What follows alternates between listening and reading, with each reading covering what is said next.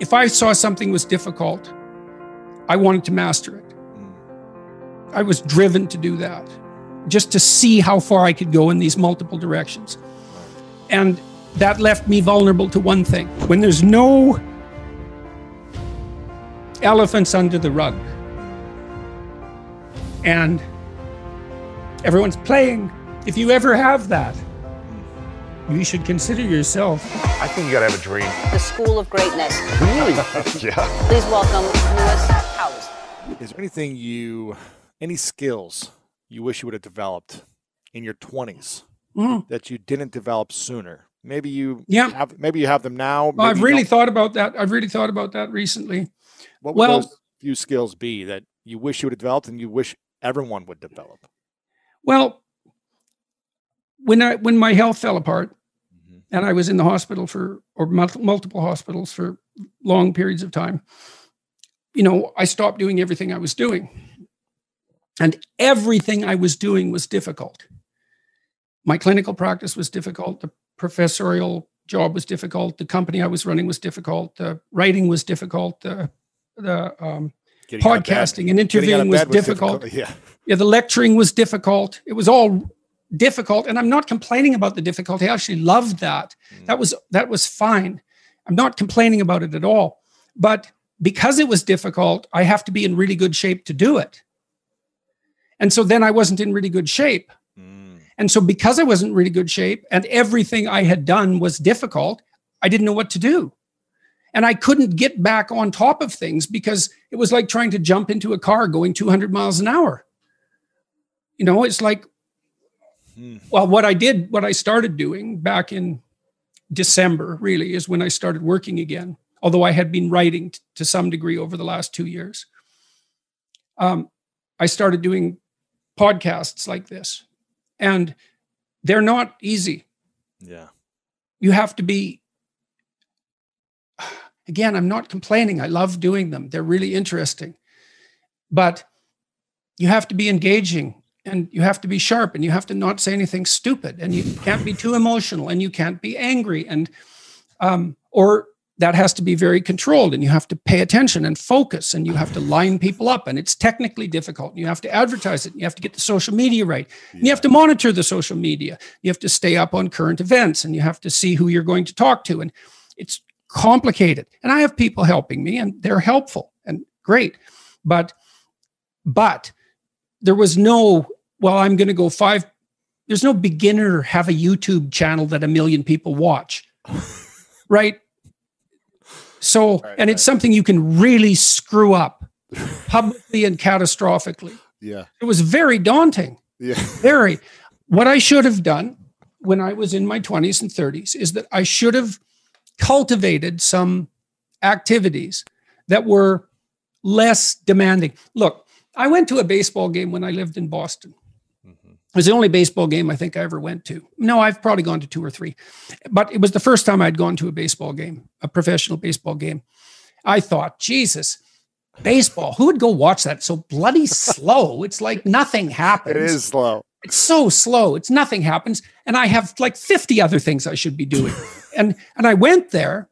And then I realized I was looking at all these people and I thought, they're not even paying any attention to the baseball game.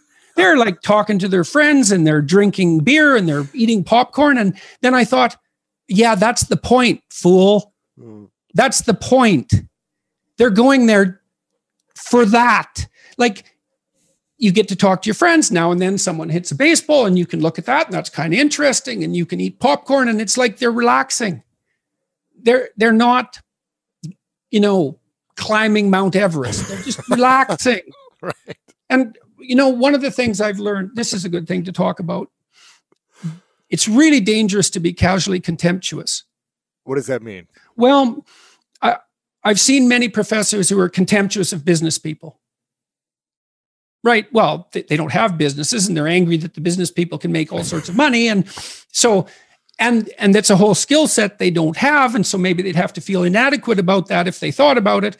And then I've talked to lots of business people who, regard professors as in the ivory tower and, an easy job. It's like, yeah, well, you try lecturing and see how easy it is about a complex subject and publishing. It's not easy. It's really hard, just like your job. Casual contempt stops people from investigating things that might be good for them. And well, when I realized that about the baseball game, I thought there's no contemptuousness here. Like clue in. There's something here that these people aren't just stupid and going out to a baseball game because they're stupid. It's very easy for us to call people who are doing something that we're not doing stupid.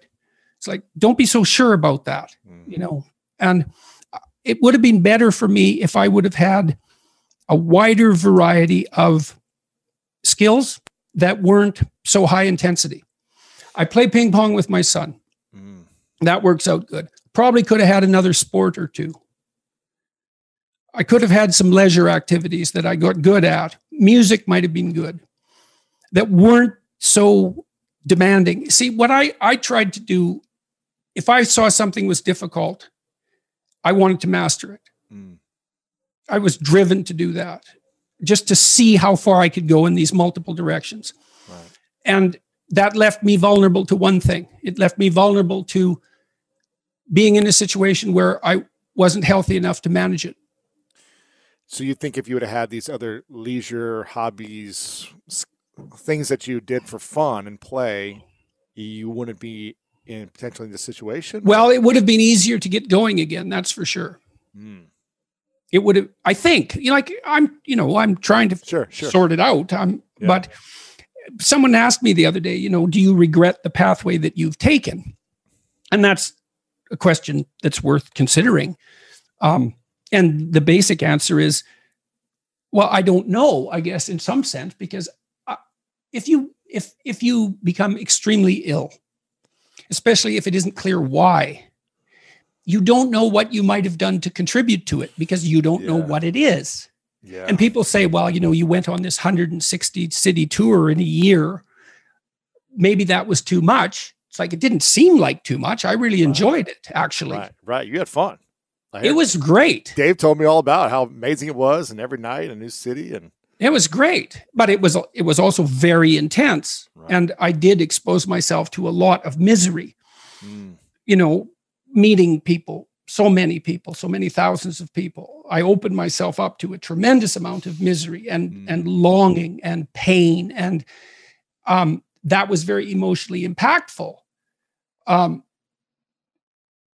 I can't say with certainty that what the consequence of that was. Right. I mean, I'd worked as a clinical psychologist for decades, and I had to deal with people who were in trouble all the time. And that was actually an extraordinarily positive enterprise, because although I was dealing with very serious issues and people were in trouble, they were on a good path and getting better. And we were collaborating in that. So it was a lovely enterprise. I loved it. It. In deep conversations, meaningful conversations devoted to making things better. It was great. So it's tough to know, I guess, then. Yeah. I don't know. Yeah. It's what I have observed, however, is, so I've been opening up my day to work more and more. So now I work from 3:30 to 6 fairly intensely every day. And I started one day a week, and then it was 2, and then it was 3. And then I could see, was I better when I was working, or was I better when I wasn't working? And the answer was clear. I was better when I was working. And it wasn't just clear to me, it was clear to the people who were watching me. Right. And so it looks to me that also indicates that it probably wasn't the work that hurt me. I think it's possible that just too many things happened at once. Yeah. That's possible. It certainly distracted me. Right. And so maybe I wasn't paying attention to exactly the right thing. So, but I don't know. I don't know yet, and maybe never will. So that's one skill you wish you would have developed in your kind of your 20s. What's maybe 2 other skills you wish you would have developed sooner? That's pretty much, that's as far as I've got with that line of thinking. Yeah. What do you think of the skills that people should start to develop in their 20s in general to make them better human beings, more potentially open to success financially, relationship, health-wise? What are 2 or 3 things that everyone should focus on in their 20s? Well, it certainly doesn't hurt to be in good physical condition. So we can walk through it. Stop drinking too much. How do you know if you're drinking too much? You regret what you do when you're drinking. It's interfering with other important goals. Mm-hmm. It's causing you financial distress. It's getting you in trouble with your friends or your family. It's getting you in trouble with the police. Okay, so stop abusing substances if you can, right? If you see that they're hurting you. And alcohol is particularly pernicious in that regard. So, physical health. Are you in decent shape? Are you strong and coordinated? And if you're not, well, you'd be better if you were. Right. You'd feel better. You'd be more effective. You'd live longer. You'd be less sick. And you really see that mount up. Like if someone's been in shape once in their life, they age way better. And it's also a really good way of maintaining your cognitive ability. Like, you hear about those exercises that you can do online to make you smarter and keep your cognitive ability intact. Yep. Those don't work. There's no evidence that they work. People keep saying that they make you smarter or they maintain your cognitive function. Psychologists have studied that for 50 years, hoping that one of those things will work. Mm-hmm. Trying all sorts of creative tacks, they don't work. Exercise works. Cardiovascular and weightlifting, you start to decline in your fluid intelligence at about the age of 25.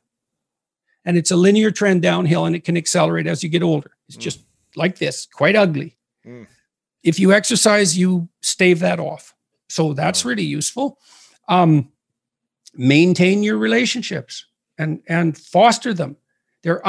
So when I look at successful people, they're really good at something.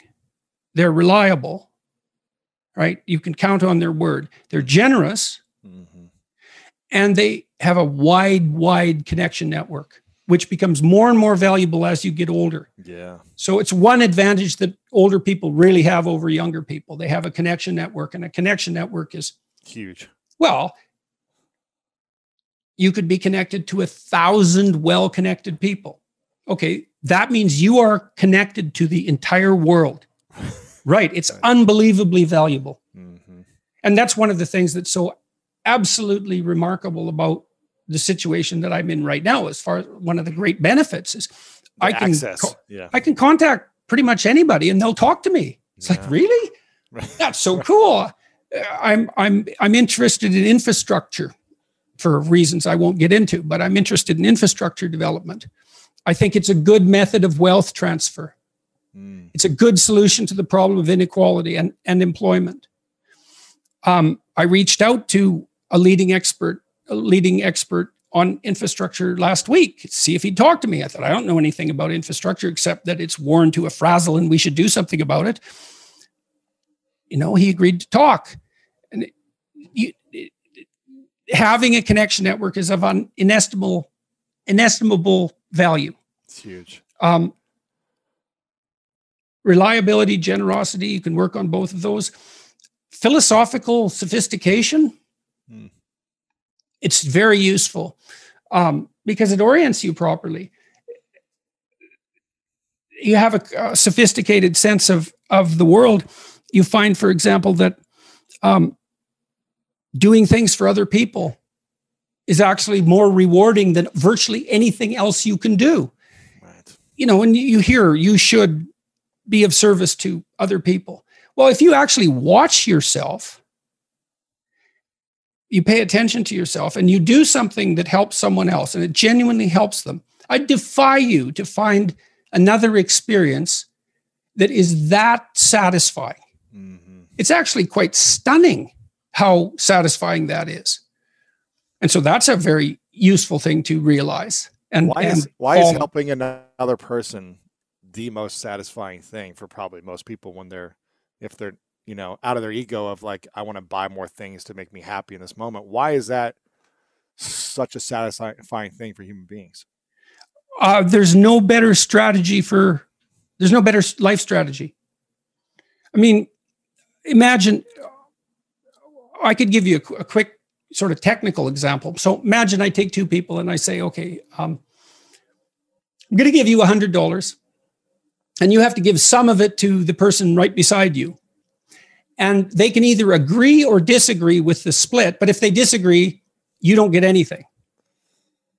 Okay, so a classical economist would say that the person should take the 100, offer the person next to them $1, and the person should accept it because why not? They get $1 instead of nothing. And that's the solution. But what happens is that if you don't offer that other person something close to 50-50, they're likely to tell you to go to hell. Yes, very. And then you think, get nothing. You get nothing too. You think, well, why would people do that?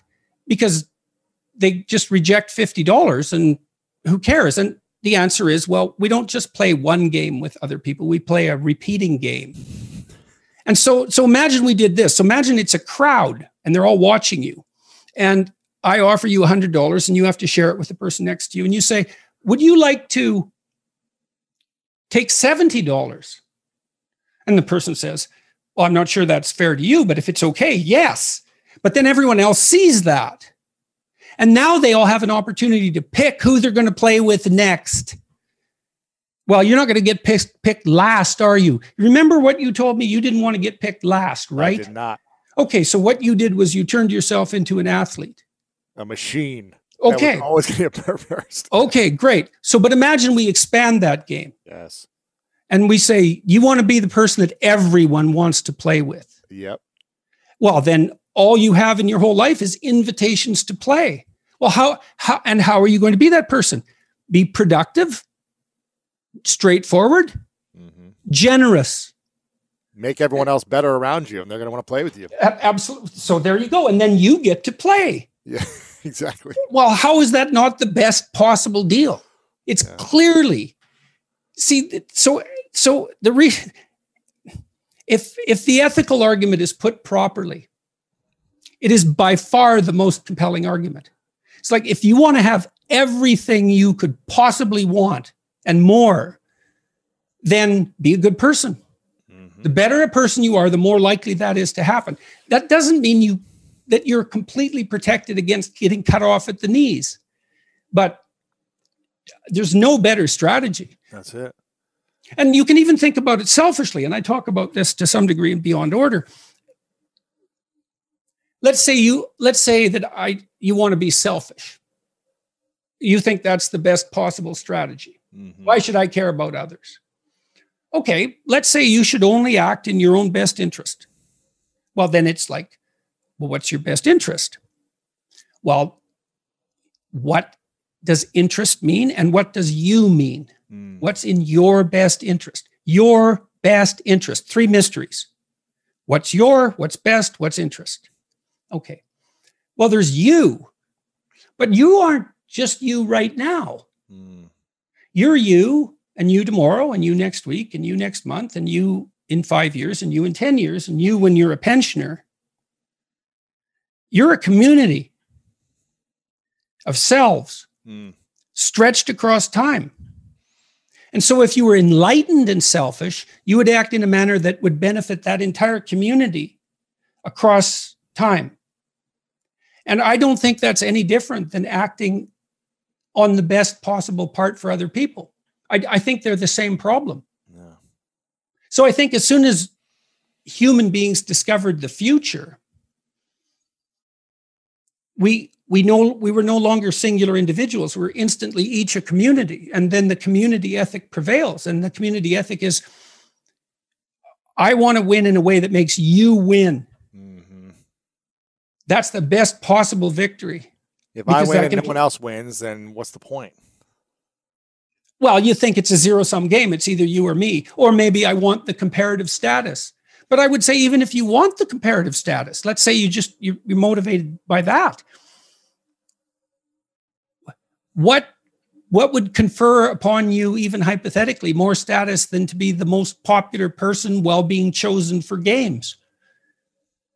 I mean, you think about just think for a second about it, because it struck me, that biographical piece. Alfred Adler, who is the psychologist that I talked to you about earlier, he said one of his claims was that many people have like a stark memory that sets the course for their life. That's true. A few moments, an instance. Yeah.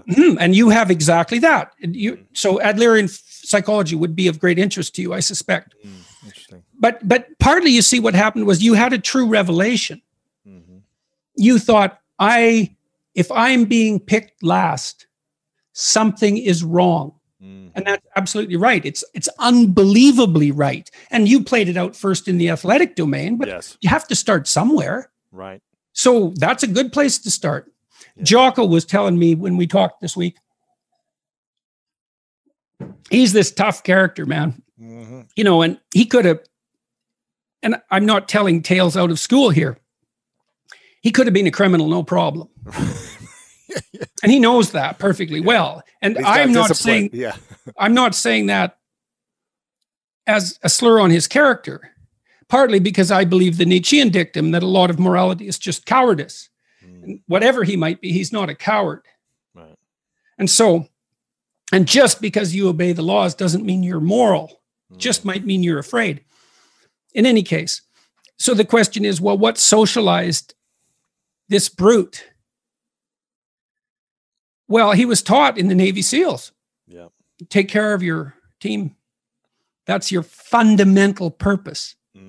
And he noted, and we had a long discussion about this. The successful guys, man, they've got your back. Wow. Right. You know that above all. Yeah. And if you aspire to a leadership position among those brutes, let's say, and you aren't someone they know to have your back, they're not following. You're not going to make it. Yeah. You're not going to make it. And so this is why the discussions of power that are so prevalent in modern culture bother me so much. It's like, you think male hierarchies are predicated on power? You really think that? They are when they've gone rotten. But when they're not rotten, that's not what they're predicated on at all. The capacity to exercise power, that's really important. You need that. It has to be part of you for you to be admirable. It's like you could be a badass son of a bitch. Yes, I see that. And that way I'm somewhat intimidated by you. And that's actually a testament to your moral virtue, that you have enough force and power to be intimidating. But then if you can encapsulate that and take that potential for power and harness it to this broader good, well, that's unstoppable. And a real functional hierarchy, that's what it is. Yeah. I know how important your wife is to you, and it's actually the first thing you write about is the importance of the 50 years you've been in love with your wife. I'm curious, what is the thing you love most about your wife? That's my first question. I think it's very difficult to say exactly why you're attracted to someone. There's lots of factors, and many of them aren't known to you, really. She's provocative, she's witty and sharp. And so there's always an element of game playing. Like, it's not dishonest game playing, but there's a teasy, flirtatious provocativeness that characterizes her quite deeply. She's no pushover by any stretch of the imagination. And I find that constantly interesting and intriguing. It can be somewhat hard on me when I'm not feeling well, but when I'm up and functioning properly, then that works out extremely well. And so, what would you say would be the keys to your success of 50 years of loving each other and being in what seems to be a healthy, functional relationship when in society today, there doesn't seem like many of those? Well, we really do our best not to lie to each other about anything. And we also have fights when they're necessary. We don't hide things in the fog. That's the title of chapter 3 of my new book, Don't Hide Things in the Fog. And we work through our issues. If we have a dispute, we do our level best to get to the bottom of it, to find out what in the world's causing it, who's needs to change and why and how and when, and then how we can progress forward into the future without having that issue dog us or drag behind us or interfere with us at all. And that means a fair bit of confrontation, I would say, but less so over the years as we've settled more and more things, but everything's out in the open. Everything that we can get is out in the open. You can't have a relationship without trust. And you trust your partner courageously if you're not naive, knowing that you can be hurt and that you can be deceived and that you can also do both of those things. So you offer your partner your trust as an invitation to them to be honest and forthcoming, and then issues come up and you delve into them and straighten them out. And we also attend to the relationship. I'm not going to refer back to this new book continually, but it's relevant in this context. It's chapter 10, plan and work diligently to maintain the romance in your relationship. And we do that as well. And it is effortful. I mean, we try to have, throughout our relationship, we've tried to have romantic dates 1 to 3 times a week. And they require preparation and cooperation and the will to do it and the will to put yourself on the line and the desire to make that a priority, even when other things are more pressing. We both want it to work. That's another thing. We're committed to it, and not interested in finding another relationship. And so far, we've been fortunate, and that's worked. We have fun together. We love our kids. We have had joint projects of all sorts together, renovating houses, traveling, raising our children, now our grandchildren. But of all of that is the most important thing, as far as I'm concerned, is to not to lie to your partner. You mentioned you don't have a relationship if you don't have trust, or if there's not trust in the relationship. How does someone, if someone is not trusting the other partner, how do you cultivate trust? If you're 100% honest with that person, if you are transparent about every action you make in your life, if you're, they have access to whatever they want to see, and you're constantly creating trust, but for whatever reason, they still might be jealous or insecure or not believing you. How does someone get someone to trust them? Or is it not about them at that stage, and it's about the other person and their insecurities? Well, it depends very much on the particulars of the situation. So I don't know if there's a generic answer to that. I think that you can establish the ground rules explicitly, and have a discussion about it. Are we going to lie to each other or not? Are we going to tell each other the truth to the degree that we can, to make that an actual goal, and to talk through the consequences of doing that and not doing it? And then I would also say, whenever a hiccup occurs in the relationship, maybe you don't call it out at each hiccup, because you have to have a certain amount of silent tolerance in any relationship to let small infractions go. But if they repeat, my rule is 3 times. And it's the rule that I share with my wife. If something happens 3 times that is causing emotional upset, anger, jealousy, disappointment, resentment, frustration, any of those things, anything that you don't want to experience, and that you especially don't want to experience repeatedly, then you can call it out. And if you have 3 examples, your case is much better made than if you just have 1. And I would also say that when you call it out, you could say, look, we were at a party the other night, and it looked to me, I felt as if you were paying too much intense attention to Dave. There was some flirting going on there. That's what it looked like to me. There was some flirting going on there. And, that made me uncomfortable. Well, you don't say, well, you were flirting, stop doing it. You say, well, this is how it looked this is what it looked like to me, and here was my response. And then you want to think, and maybe I'm a damn fool and blind and jealous and stupid, and I'm misinterpreting, or maybe it was a harmless flirtation of the sort that people will engage in because it adds a little bit of spice to a social interaction. You want to find out. Like it's really convenient if it's the other person's fault, except then you're laden with living with that person. So it really doesn't help you anyways, but it's convenient because then they have to change. But you've got to think about this over the long run. You're going to be interacting with this person on a minute by minute basis for decades. If you're the idiot and that's causing trouble, then you should find out. So you want to say, well, look, this is what I saw. What's your explanation of what's going on?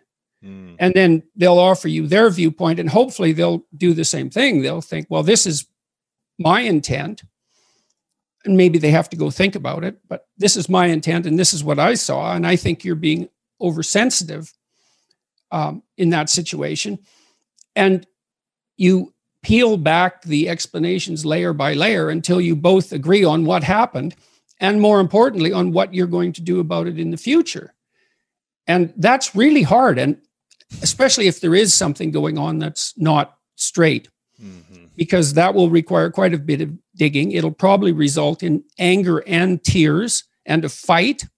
And that's very unpleasant. It's easier in the short term to avoid that. But hopefully the consequence of that is you don't have to have that fight again. Right. You have to come to a negotiated agreement about that situation. And you have to pay attention to your own uncomfortable negative emotions in order to manage that, and not pretend that everything's all right, or that you're nicer than you are, or that you're less jealous than you are, or less blind. Or see, one of the things I learned from Carl Jung, the psychoanalyst, about marriage was that there is a reason marriage was a vow. Like the vow is that you stick together. Okay, so now imagine that's a vow. Okay, you do not get to leave, period. Okay, so what does that mean? Well, on the upside, it means that you don't have to be alone. It means that your family will have continuity over decades. It means that the narrative of your life won't be fragmented and broken by divorce or sequential divorce. It means that your children can grow up and maybe have their children within a continuing family. It means that your children will be able to maintain relationships with the grandparents on both sides and the cousins. Like, it's a big deal to maintain that. There's huge advantages in it. It means that you'll have someone there when you're not well, and so will your partner.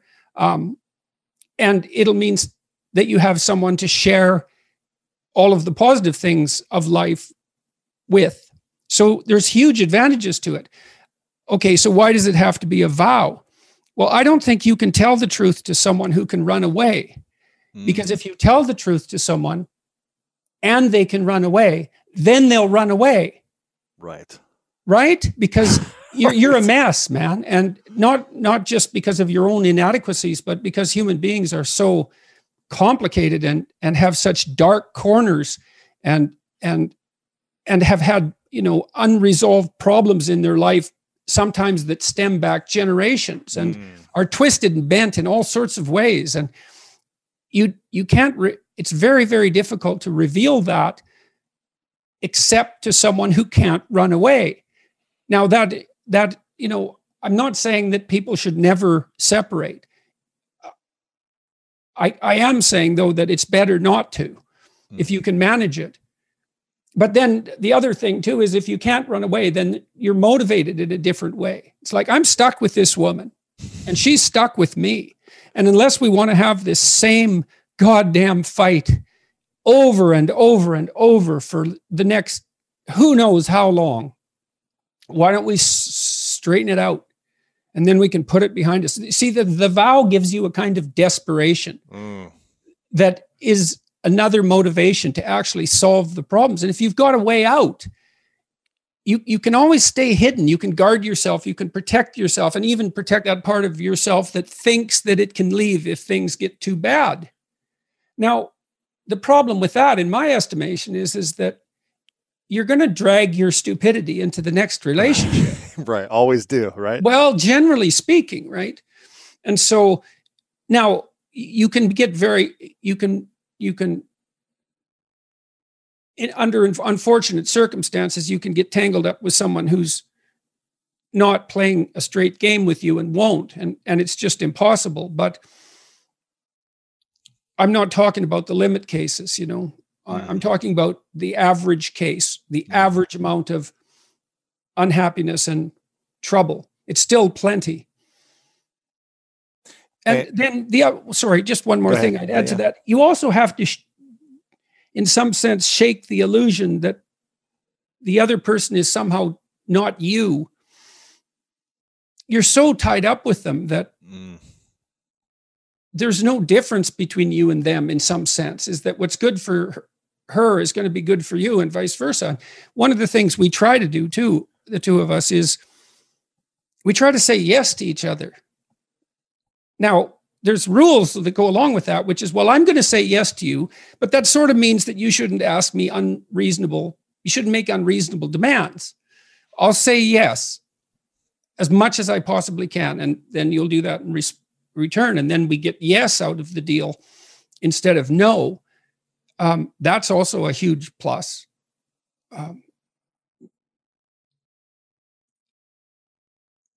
So that's. Is there anything else about you have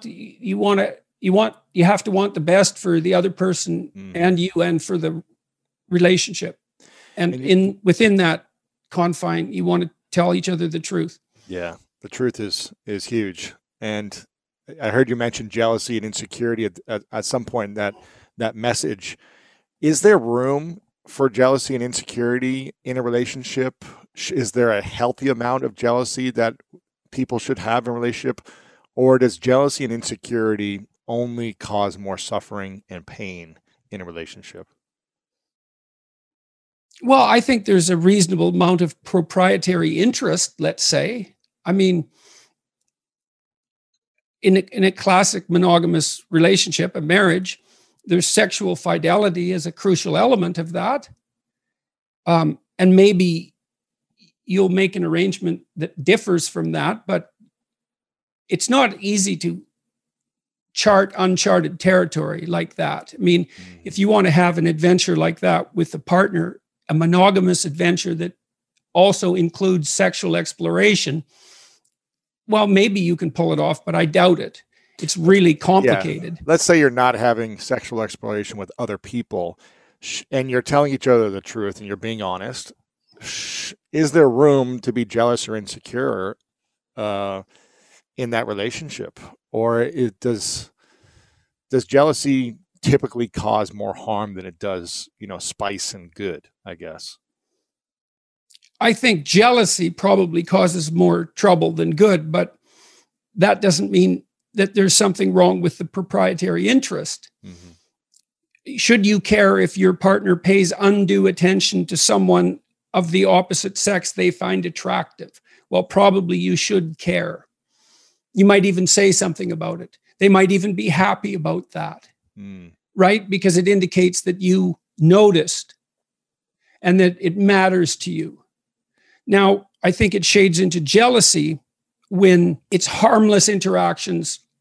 It's interactions that would be regarded as harmless by a third-party observer, let's say. Mm-hmm. I know that's a very difficult line to draw, that are being magnified as a consequence of insecurity on the part of the observer. Or there's envy, where your partner is attracting attention, status, success, any of those things, and you're jealous of that. That's not helpful.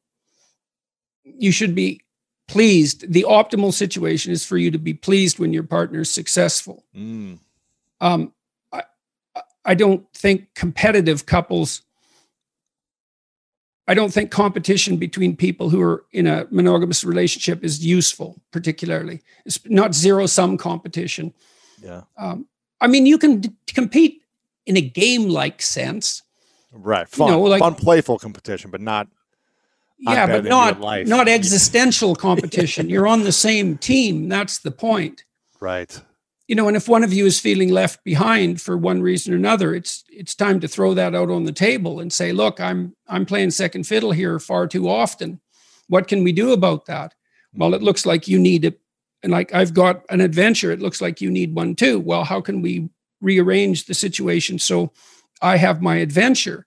And then it's up to that person too to figure out what obstacles they might be putting up in their own pathway, right? That's stopping them. And then they have, they're angry at you for getting in the way, but it's actually a consequence of them using you as a convenient excuse for not doing something difficult.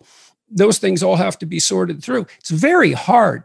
Yeah. Like, these conversations are extremely difficult. It's no wonder people avoid them. I also think people are not taught to negotiate. Oh man. At all. And that's a real shame. First of all, you figure out what you want. This is what I want. Then you tell the person, then you strategize with them so that you can get what you want and they can get what they want. And you both know what that is, and away you go together. And that usually comes out. It's usually obscured and hidden and comes out awkwardly and difficulty and with difficulty if it comes out at all. And people fool themselves into thinking that it's okay what they're doing. I'm sacrificing myself for the children, and that's okay. I'm sacrificing myself for my husband's career, and that's okay. I'm working at a job I can't stand because I need to support my wife and children, and that's okay. I mean, sometimes that is okay, but it has to be out, clear, in the open, talked about, negotiated, discussed. I think you can be a slave or a tyrant, or you can negotiate. Those are your options. Mm-hmm. And we default to slavery and tyranny because that doesn't require any cognitive effort. And then we pretend that everything's all right. And then it blows up in our faces and we end up divorced. Right. So we got to learn how to negotiate. Yeah. Yeah, well, and then you have to notice that there are things that you want, right? And you have to tell yourself what those are. And then you have to let the other person know. And then they can deprive you of them because they actually know who you are. And so that's a big risk. But if you do lay it out and negotiate it, then you have two people working in the same direction, and they each bring their different viewpoints to bear on the problem. And sometimes that'll save you, that additional cognitive complexity you have because there's two of you instead of one. It can make you much more effective. What happens when we feel like our partner is depriving us of what we want? If it's not, infidelity or something of the likes of being with other people, but something else that we want in our life, a goal. Well, sexually, that happens all the time. Right. Because people, generally speaking, men would like to have sex more frequently than women. So that's a sticking point in many relationships. But forget that for the moment. We might just as well say that the probability that one partner and the other partner are going to have exactly the same level of sexual interest, say with regards to frequency, is quite low. So there's going to be friction there. So what do? Well, you negotiate about it. It's like, well, I'd like to have sex 15 times a week. Well, I'd like to have sex once a week. Right. Okay, well, the logical meeting point there would be in the middle. But then that has to be planned out. And you also have to say exactly what you mean. Well, exactly what do you mean by sex? Because there's all sorts of variations of sex, ranging from just intimate closeness to full-fledged sexual activity of various sorts. And the various sorts matter too. And these are painful discussions often. It's very funny in some sense that people will do and desire things that they won't talk about. Right? They'll engage in the act, but they won't engage in the negotiation. And they won't admit what they want. Why is it so hard for us to admit what we want? We're ashamed of it. That's easy with sex. Sex and shame regulates sex. people say, well, you shouldn't be ashamed of sex. It's like, well, really? Really? No, that's a stupid theory. We arrest people who expose themselves in public. Why? Well, because we don't want people masturbating in public. We assume they should be ashamed enough not to do that. Shame regulates sexual behavior. So we're embarrassed about our desires. And, naively, you'd think, well, you can just shed that. Well, first of all, no, you can't. And second of all, it isn't obvious at all that you should.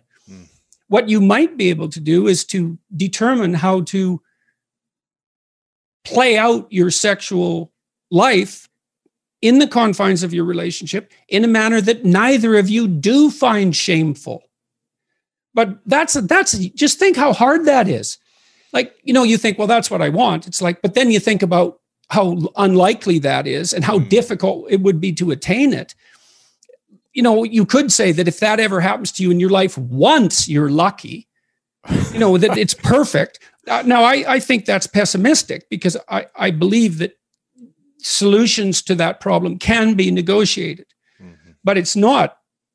It's what everyone wants, but it's an extraordinarily difficult thing to bring about. So let's say you want the ideal romantic evening. Well, okay, what are you going to do about it? Are you going to put yourself in reasonable physical shape? So you're attractive? Are you going to make a playlist and put some time into it? Are you going to buy some candles? Are you going to buy something nice to wear? Are you going to wear it? Are you going to dare to wear it? That might be true for you and for your partner. Are they going to dare to wear it? Are you going to be smart enough if they do wear it to respond in a way that makes them feel confident and increases the probability that they'll do it again? Are you going to do whatever is necessary to make yourself physically attractive in that moment? Are you going to have the kids put away? Have you got the day-to-day aggravations with each other that are dragging you down and making you resentful under control so that you actually do want to give your partner some pleasure? Like, these things are very hard, but they're not impossible. They're worth it. But it's not surprising that people don't do it. And then the next, then there's the shame part too, as well. Okay, just exactly what is permissible or desirable, and when are your kinks counterproductive? Exactly. We certainly can't have that discussion as a culture. On the one hand, we think we're so split on this. On the one hand, we think any sexual misbehavior should be subject to the harshest of punishments, and everything goes and is acceptable. It's like, well, good luck having both of those ideas. Right. It's so interesting to me to watch this. There's just outrage, constant outrage about sexual misbehavior. And fair enough. Like, that doesn't surprise me. When you mean sexual misbehavior, you mean someone cheating or someone having an affair, or what sexual misbehavior? Yes, or unwanted sexual attention or sexual harassment. And I'm not saying these things don't happen or that they're not nefarious and awful. Obviously they are. It's no wonder that happens. But at the same time, we also are obsessed with the notion that any sexual interest of any sort whatsoever, with the possible exception of sexual interest in children, is absolutely laudable. Well, sorry, you can't have both of those things. Right. So, and because we want both of them, insist upon both of them, then we can't even have a discussion. We can't have a discussion about pornography. It doesn't look to me like pornography is really a very good idea. I don't think it's helping anyone. Now, there might be codicils to that, freedom of expression, some potential educational utility, the pleasure that's a consequence of sexual utilization of pornographic material. But I would still say, seeing all that it's not a net social good. It doesn't do the people who produce it or who consume it any good. And I don't believe that anyone feels like a better human being after utilizing pornography for sexual gratification.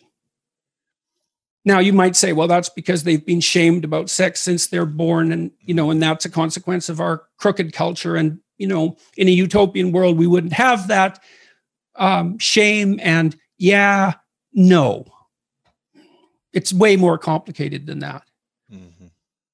And I read something in one of the YouTube comments in my video the other day. I was talking to Abigail Schreier about the apparent fact that today's teenagers are having much less sex. One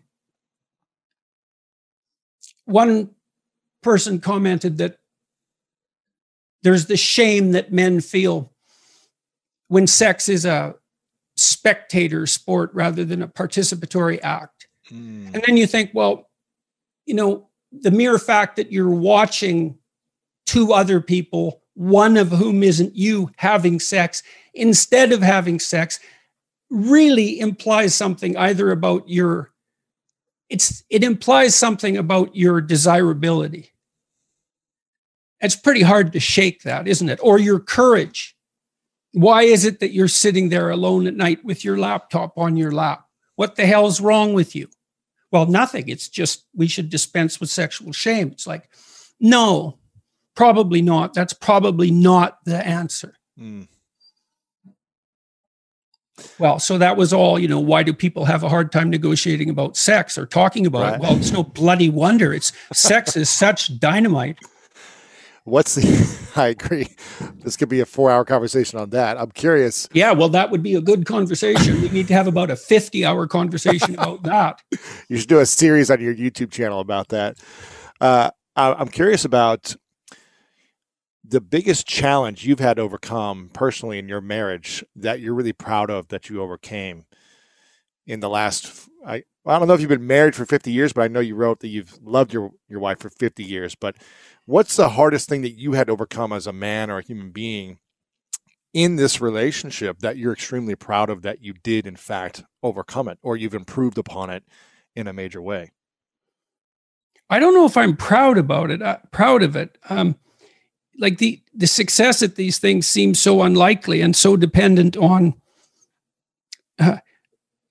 good luck in some sense that, mostly if things go well for me, I'm generally grateful that I escaped from the axe, rather than being proud of it. We did a good job of working through our attitude towards how we were going to treat our children. So we were on the same page all the time, pretty much all the time. And so we didn't let the kids appeal to one of us or the other. We really participated in their upbringing. And we talked all that through, and that's good. We have good relationships with our kids, both of us, and that was really necessary too, because my daughter got unbelievably sick for massive amounts of time. And my son, we had to ignore him a lot because he just wasn't dying. So it was like, kid, sorry, like we got a problem here. And he was great, man. He just rode through that like a master. But if we hadn't sorted out our child rearing philosophy, let's say, it would have sunk us for sure. Well, because it was so close to the edge that, few marriages survive the death of a child, and no wonder, but the serious illness of a child is also an unbelievable stressor. And, we sailed through that as well as could be hoped. You kind of know that because you look back and you think, well, do we regret? Right? And of course, there's the odd regret. One thing when you have a sick child, you have this terrible conundrum all the time of, well, how hard do you push them? Mm-hmm. When do you allow the illness to be a reason that they aren't doing something?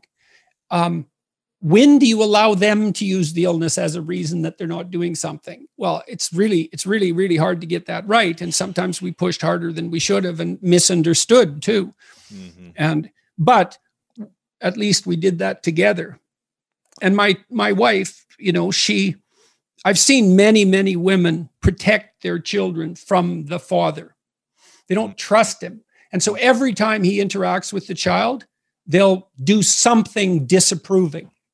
A look, they'll put him down. Now, it's not like men don't do that to their wives. There's all sorts of tricks that men have for their wives. Men are very good at turning their wives into drudges, for example, for a variety of reasons, which we can go into.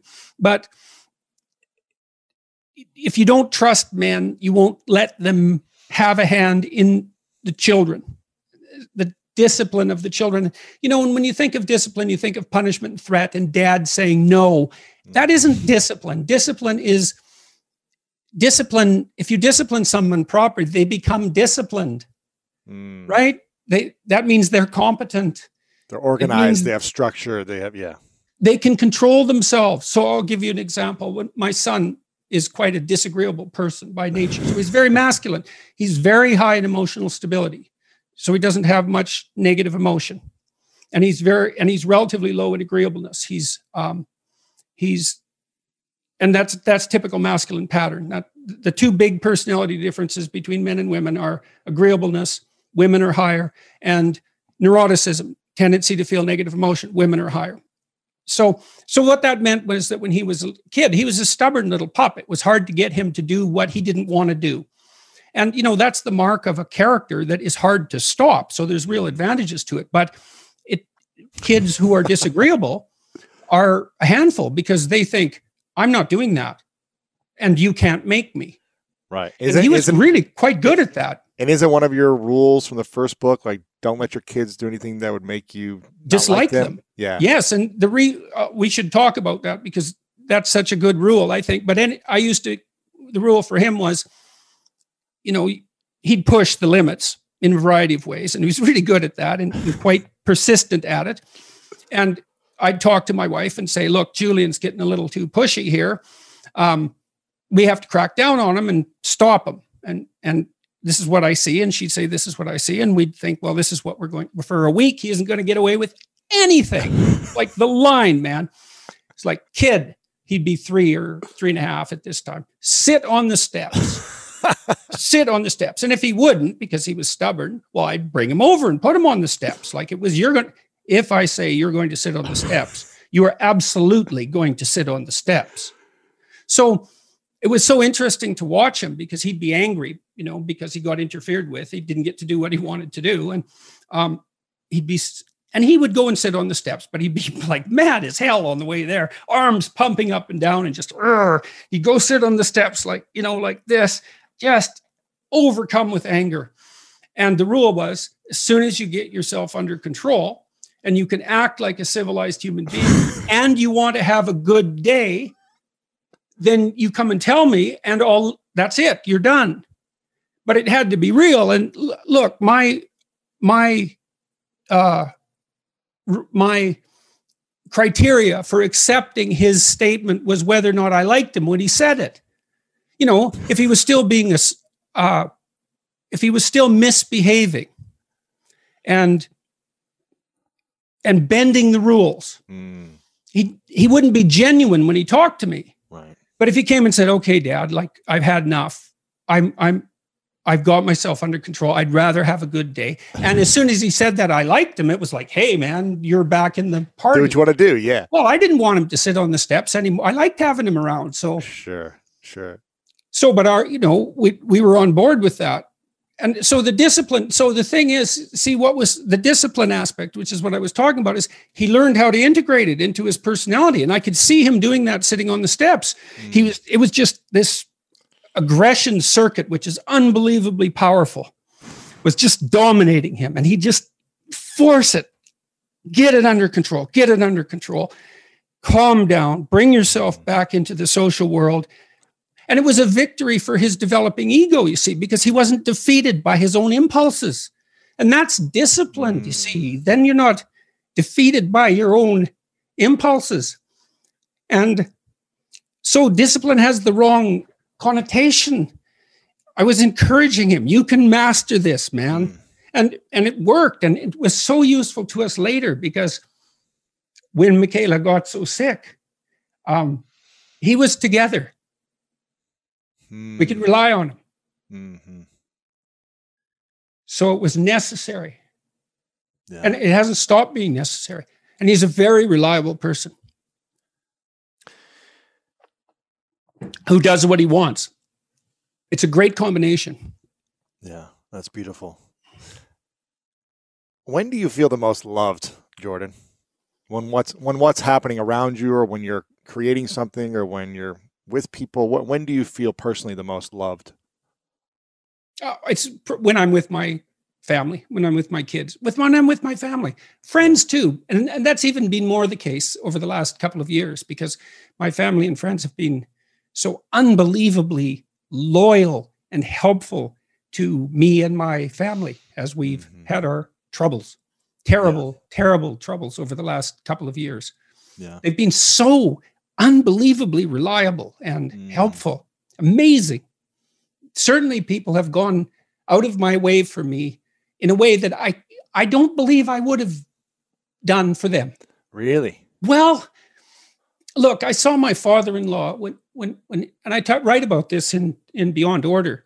Oh, no, I read about it in 12 Rules more, I think, but it doesn't matter. He's a really extroverted guy, disagreeable guy too, masculine guy, extroverted, assertive. Everybody in the little town I grew up in knew who he was.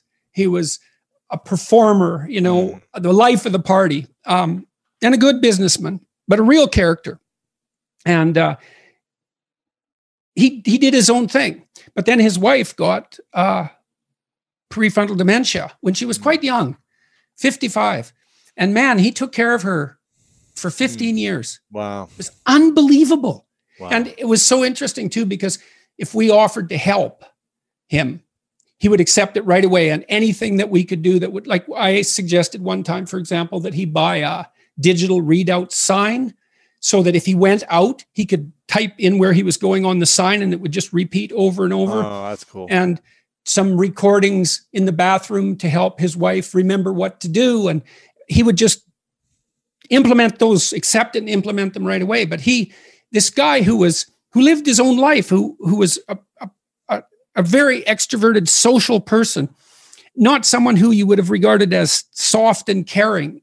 And I don't mean that in a negative way. It's just that wasn't him. It wasn't Mother Teresa,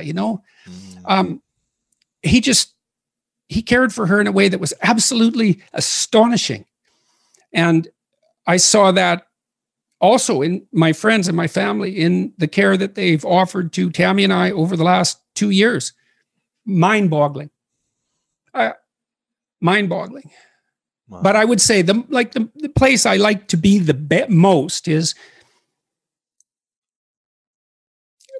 in a family situation when there's no elephants under the rug and everyone's playing.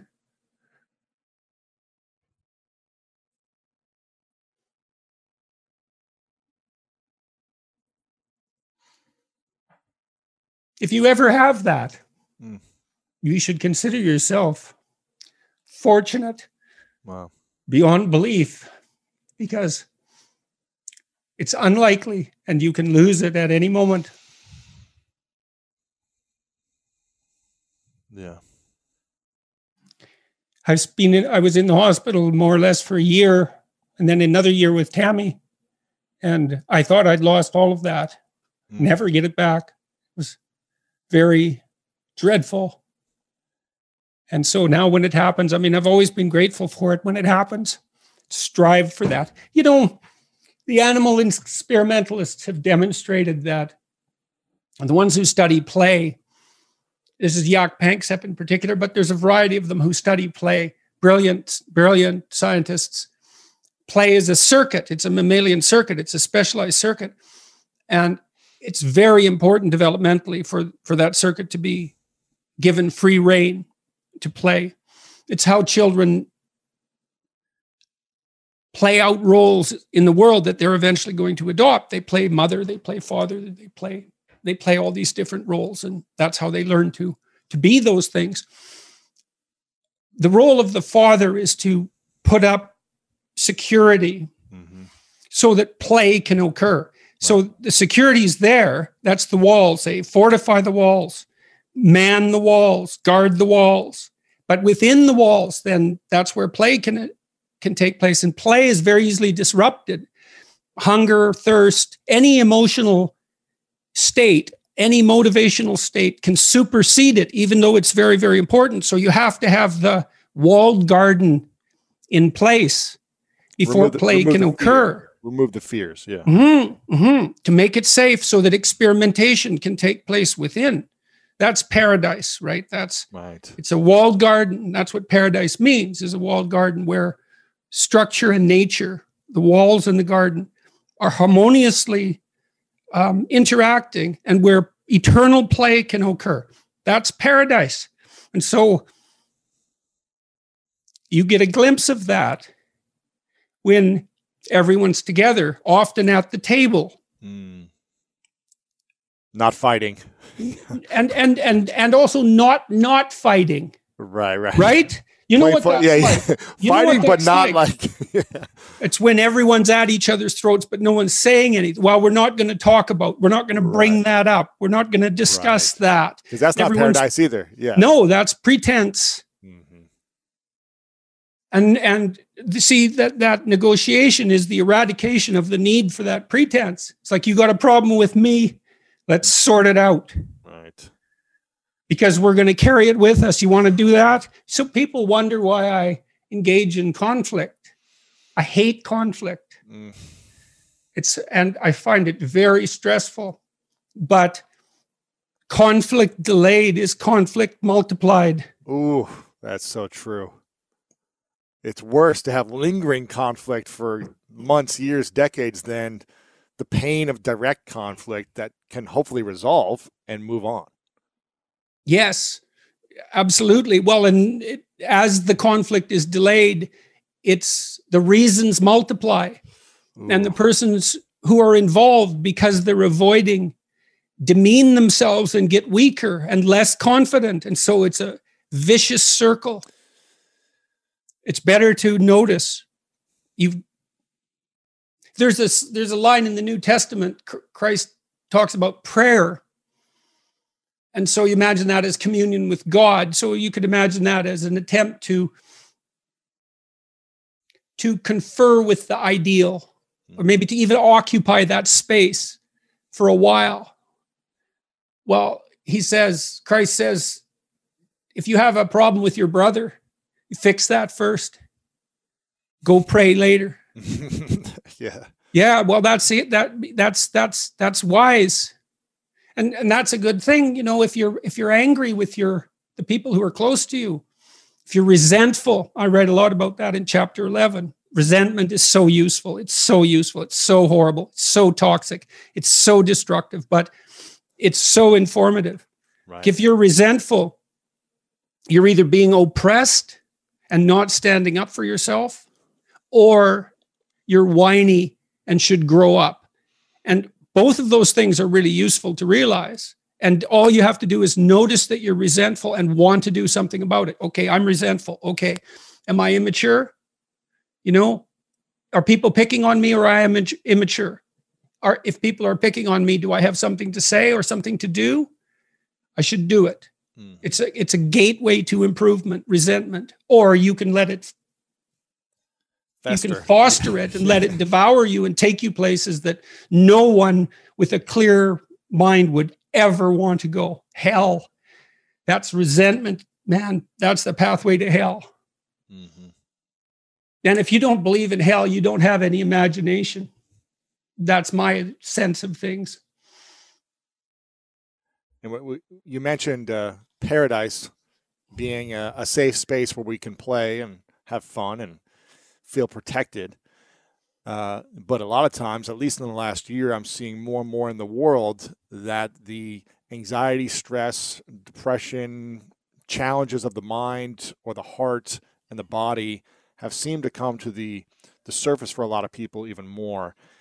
And it sounds to me, and it looks to me like when I'm connecting with people, that a lot of things from the past memories, past pains, hurts, traumas, are being brought to the forefront for a lot of people with the chaos of the now. How do we start to heal the memories of the past, the traumas of the past, so that they don't keep hurting us in the present? Well, the first thing I would say is,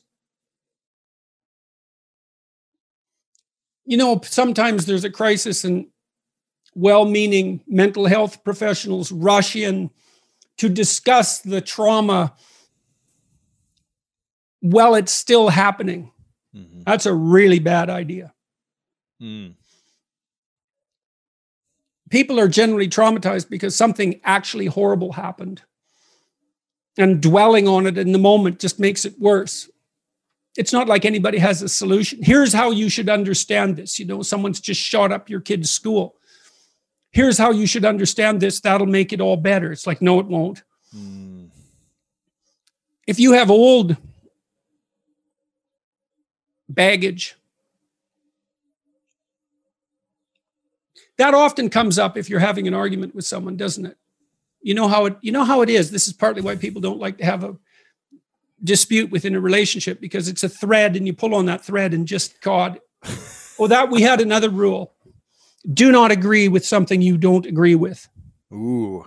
Like if we decide, you and me, that we're doing this, we don't go back and say, well, I didn't really mean it. We don't get to play revisionist with our history. So if you don't agree, fight, object, or hold your peace. Mm-hmm. Because you see what happens with couples is there's a little fight, and then one says to the other, yeah, but you did this. And then that person says, yeah, I know I did that, but then that was because you did this, and each this gets bigger until what's on the table is, why the hell should we stay together at all? Right. And so every fight becomes, why the hell should we stay together at all? So that's another thing you want to do, is you want to have the fight about this thing. Not about everything. About the past, not everything. It's like, okay, you were flirting. I think you were flirting more than you should have been. Okay, so I go away and I think, well, okay, maybe I was. Okay, well, then we have to have a discussion about why. And maybe we can solve that. But mostly what we have to do is figure out how to not have that happen again. Okay, so we're going to go see the same couple again. What is it that you want me to do? So I'm the flirtatious one, let's say. What do you want me to do? Well, you have to figure that out. It's like, no, I'm stupid. Like you. We're equally stupid. I need to know what would satisfy you. And you need to figure out what would satisfy you, so I know. And that's also extremely useful, is establish your conditions of satisfaction, make them explicit, let the other person know. Yeah, you can't read someone's mind. Yeah. We're very bad at that. We're bad at reading our own minds, for that matter. Yeah. So if I have a fight with Tammy, let's say, sometimes I remember to say, okay, what do you want me to do right now? What can I do? What should I say and mean? And you think, well, you shouldn't let the other person put words in your mouth. Well, fair enough. I'm not asking for something false. I'm saying, I'd like to not have this happen. Can you see a way out? Is there something I could do to increase the probability that that's the route we could take? And, sometimes that works. But the other person has to let you know what they would find satisfying. You mentioned sexual shame, and it triggered something in me about just the shames of the past that people tend to hold on to. I think I might have mentioned this to you the last time we talked. I'm not sure if you know, but I was sexually abused when I was 5 by a man that I didn't know. And for 25 years, I held on to the secret, the shame. And if anyone ever knew about this, then I would never be loved. Right, because you feel contaminated permanently. I would, I wouldn't have any guy friends. No girls would find me attractive. My parents would disown me. I went down the rabbit hole of these stories of, I'm the only one this has ever happened to. I never saw any examples of this happening to. Right. And about 8 years ago, I started to really heal that and start sharing that shame in many different therapeutic experiences that allowed me to start the healing process.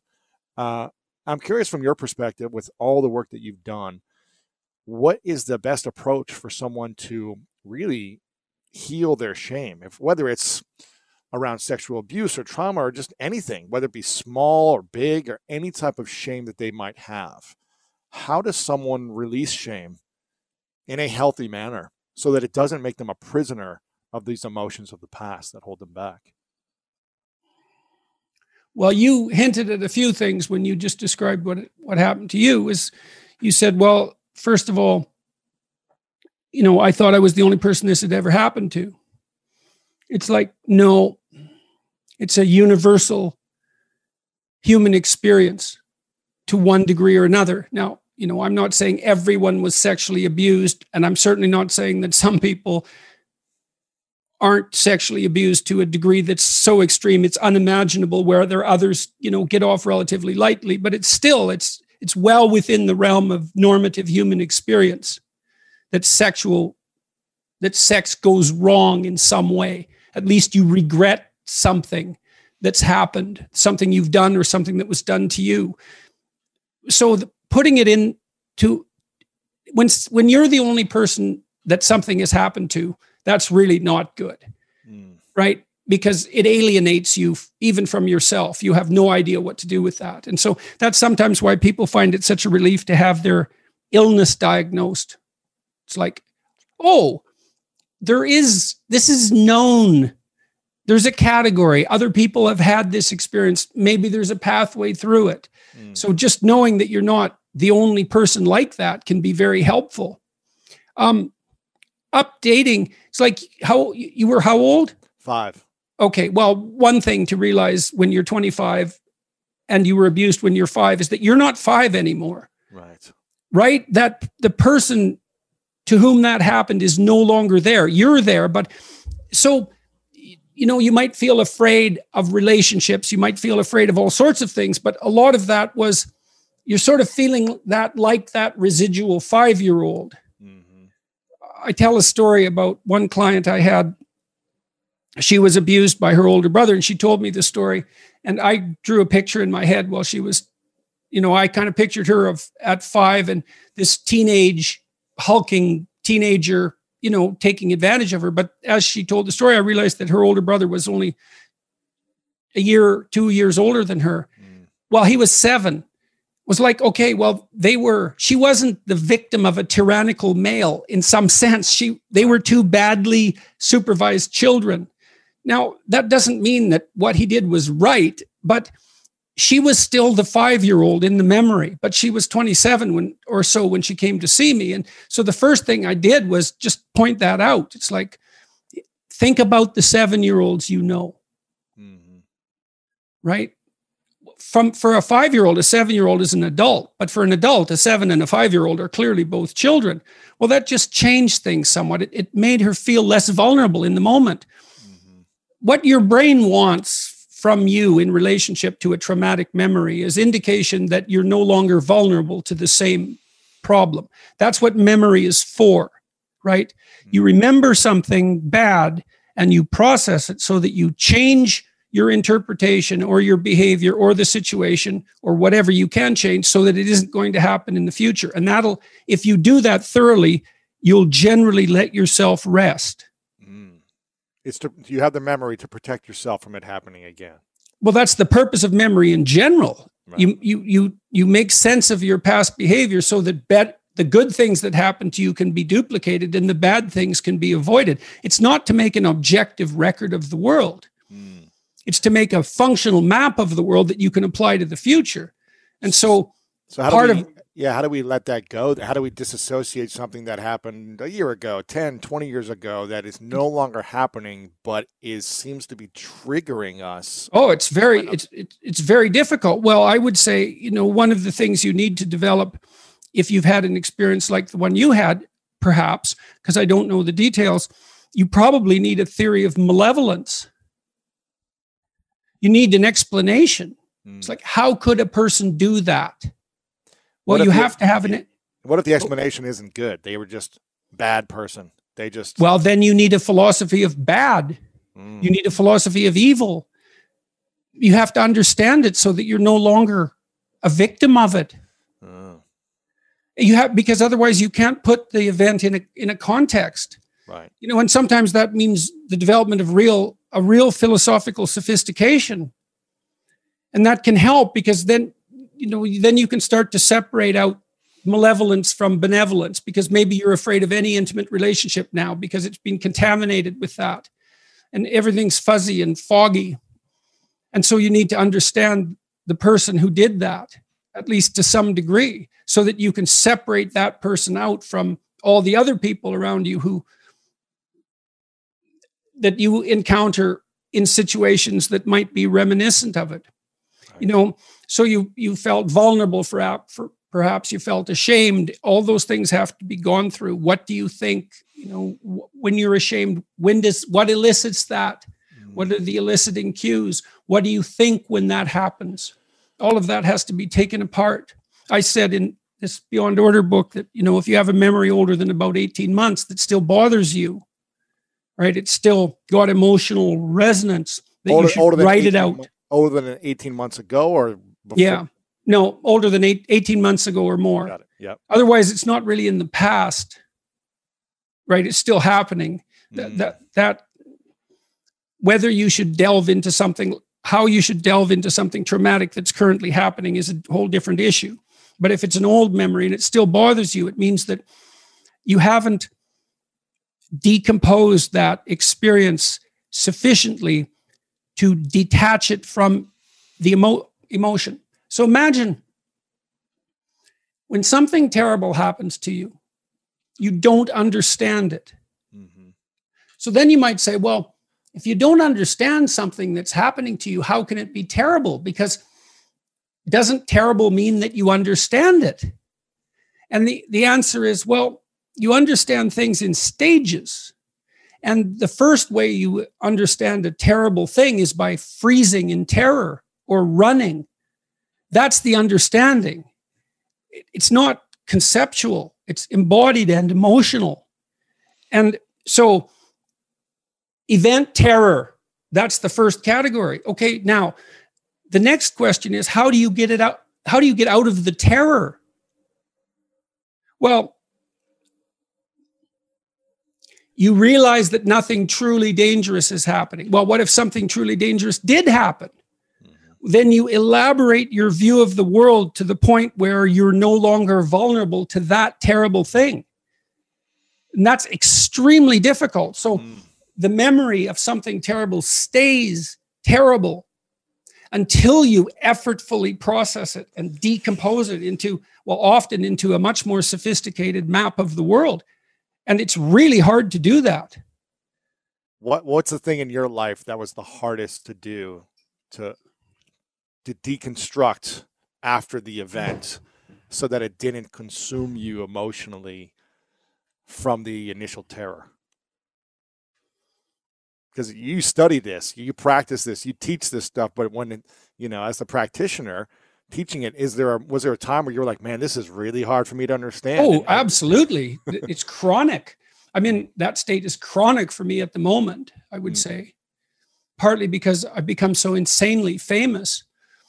And I have difficulty with that for sure. It's very difficult to understand. And I wouldn't say I've managed it. I'm managing it, I suppose. And then health trouble that has hit my family and me. It's been so devastating that I haven't managed that either. Like, that's the thing. I suggest to people, no, that isn't even that. It's that, what have I found that you do about terrible things? Generally, you don't run from them. Especially if they're not avoidable in the future. Generally, you stand, confront, decompose, understand, adapt. But just because you generally do that and it's the best bet doesn't mean it's definitely going to work.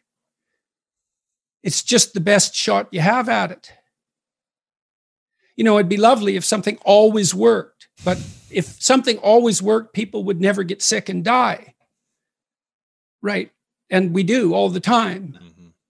So we do our best, but that doesn't mean that always works, but it's still the best that can be done. Yeah. It's still better than all the alternatives. So how do you cultivate your own personal inner peace amongst the different changes that have come up, whether, the fame, the health challenges, personally, maybe challenges with family or friends? How do you personally keep a level of inner peace amongst the chaos? I walk a lot. I exercise a lot. Like I'm walking about 7 miles a day now and working out as well. And that's necessary. I take solace. If you didn't walk and work out, where do you think you would be? Dead. Really? Definitely. Yes, definitely. Is that physically because you wouldn't be physically taking care of your body, or because mentally and emotionally your peace would be chaotic and it would drive you to die? That. Wow. Yeah. So that you were saying, sorry, I was interrupting you. Solace, peace, that comes to you if you're fortunate. And sometimes it doesn't come. I try to do things that I think are worthwhile, that seem worthwhile, and that gives me solace, I suppose. Yeah. So I'm writing, I'm talking to people who I find interesting about things that I think are crucially important. I'm trying to learn and to communicate as a consequence of talking to these people. I'm trying to do what I can for my family and my friends, and to do what I can beyond that as well in a variety of different ways. Those are all useful endeavors, and they keep me going. What have you found to be the best practices of managing mass attention, whether you want to call it fame, mass attention, mass audience, people being fanatical about your message, your work, you as an individual? Luckily, that hasn't happened too much, the fanatical side of things. I've had the odd brush with people who were a little more persistent than was probably good. And, I could see lurking signs of mental health issues behind that. But fortunately, very little of that has happened. And that's certainly all for the good. It's because you're not living in LA. That's probably why. Well, could be. But for whatever reason, I've been pretty fortunate about that. Yeah. I talk over what I'm doing with the people around me all the time and try to keep it on the proper pathway to the degree that I'm able to do that. And to see if what I'm doing is justifiable and ethical. And we're all terrified of this, to a degree that is very difficult to communicate. We live in a time where if you make a mistake, you can be shredded. And I would say to some degree, the more visible you are, the more thorough the shredding. Oh, right. Yeah. And so the cost of an error, an ethical error, is unbelievably high. The cost of the appearance of an ethical error is extremely high, much less the cost of an actual ethical error. And so we're very careful to try to act ethically in every manner possible, appearance and reality. Because everything's being watched. Yeah. Well, and I have no idea how any of this looks from the outside, but my reputation has been on the line publicly many, many times. And partly, sometimes outright accusations, sometimes as a consequence of things I hypothetically said, sometimes as a consequence of newspaper articles that, have taken a particular twist. And God only knows how many times a consequence of my own inadequacies and errors. But every time that rises up as an issue, there's a 2-week period where no one in my family knows if this is the time that it's just going to go to hell. Really? Where it's all crumbles. Absolutely. Sure. Look at how many people it happens to. And look how people respond, man. It doesn't take a very big Twitter mob to chase anyone back into their hole. How do we chase a company, for that matter, back into on its heels? I mean, is that how it looks to you? I mean, what do you think about this? Yeah, I'm just curious, as people, individuals, whether it be me, you, or anyone, wants to build something, wants to have a goal, an aim, as you talk about, and go after this thing that they care about and share their opinion, share their voice, have good intentions. Maybe someone doesn't like those intentions, but have good intentions. How do we, as human beings, think about reputation? And does reputation even matter anymore if anyone can try to tear your reputation down? Should we be focused on having a good reputation? Yes. And how do we protect but you should be more focused on deserving a good reputation. What does that mean? Don't do things you know to be wrong. And even if you don't lie. Yeah. Don't lie. Don't be careless. Especially if you're. See, I'm fortunate, I suppose. I put all my lectures online. So virtually everything I've ever said to a student is, obviously not, but a non-biased sample of everything that I've ever said to students is available. Well, it hasn't come back to bite me. Right. And that's hundreds of hours. Why? Well, because I've been fortunate enough not to have said anything fatal. And, maybe that's because I'm careful with my words. I don't want to attribute too much virtue to myself in relationship to that. I know that good fortune plays an immense role in how things turn out for people, and that you can get unlucky. But, one rule I didn't write down is act so that you can speak of what you do. So there's two domains of lying, right? So one lie is a statement, the other lie is an action. You know it's wrong. You do it anyway. It looks to me like that's becoming riskier and riskier. Right. People aren't doing that anymore because they're getting caught. Yes, and the consequences are dire. Well, but then you think about this. You tell me what you think about this. One of the things that Carl Jung taught me, again, was that, as we become more technologically powerful, the quality of our individual morality becomes an increasingly pressing social concern, because if each of us are far more powerful than we once were, for good and for evil. And so with this technological prowess comes an associated ethical demand.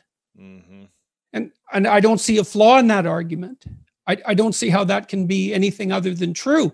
If technology multiplies your power, then it multiplies the cataclysmic consequences of your own immorality. Right. And if you did one thing 10 years ago and someone finds it, it could haunt you, it seems like, is what's happening. There's no doubt about that. Not only could it, it will. It will. In all likelihood. And that's a problem too, because of course people do make mistakes. And I'm perfectly pleased that my teenage years aren't stored on YouTube, for example. It must be terrifying. You've been gone a long time ago. Well, it must be terrifying to be a teenager now, knowing that your drunken foolishness at a party could become the next viral YouTube video. I was lucky enough I've never been drunk in my life. And that was a conscious decision because my brother actually went to prison for drugs when I was a kid. And I was in a prison visiting room many weekends for many years and witnessing the consequences of doing certain things. So for me, I was like, I don't want to touch any of this stuff. I don't even care if it's like, I'm not going to sell it, but I'm not going to take anything. And but it doesn't mean that I didn't do bad things. Like, you know, I cheated, I lied, I stole, you know, I did all these things that I'm not proud of when I was 10 to 13 until I got caught. And I was like, oh, my actions actually affect a lot of people. And I remember the shame. Well, it's normative behavior. I mean, if you look at adolescents, imagine there are adolescents who break rules all the time, including legal rules. Okay, well, they tend to become criminal. It's too much. But then at the opposite end of the distribution are adolescents who don't break any rules, and they tend to develop internalizing disorders, depression, anxiety disorders, that sort of thing. So they're too constrained. So there is a certain amount of exploration of rule breaking that's a normative part of healthy development. And but now, you know, you could take a chunk of that, a video of it, a record of it, and it's permanent. Can you imagine not being able to forget your past? Painful. So painful. And not even you forgetting it, but the world knowing your past, seeing it or witnessing it. Mm-hmm. Yes, and sort of unexpectedly and at any moment. Yeah. Right. What's your greatest fear with the fame and the acknowledgement that you have at the level of you have it? What's the greatest fear you have moving forward? Or that I'll do something to you know, that I'll betray the people that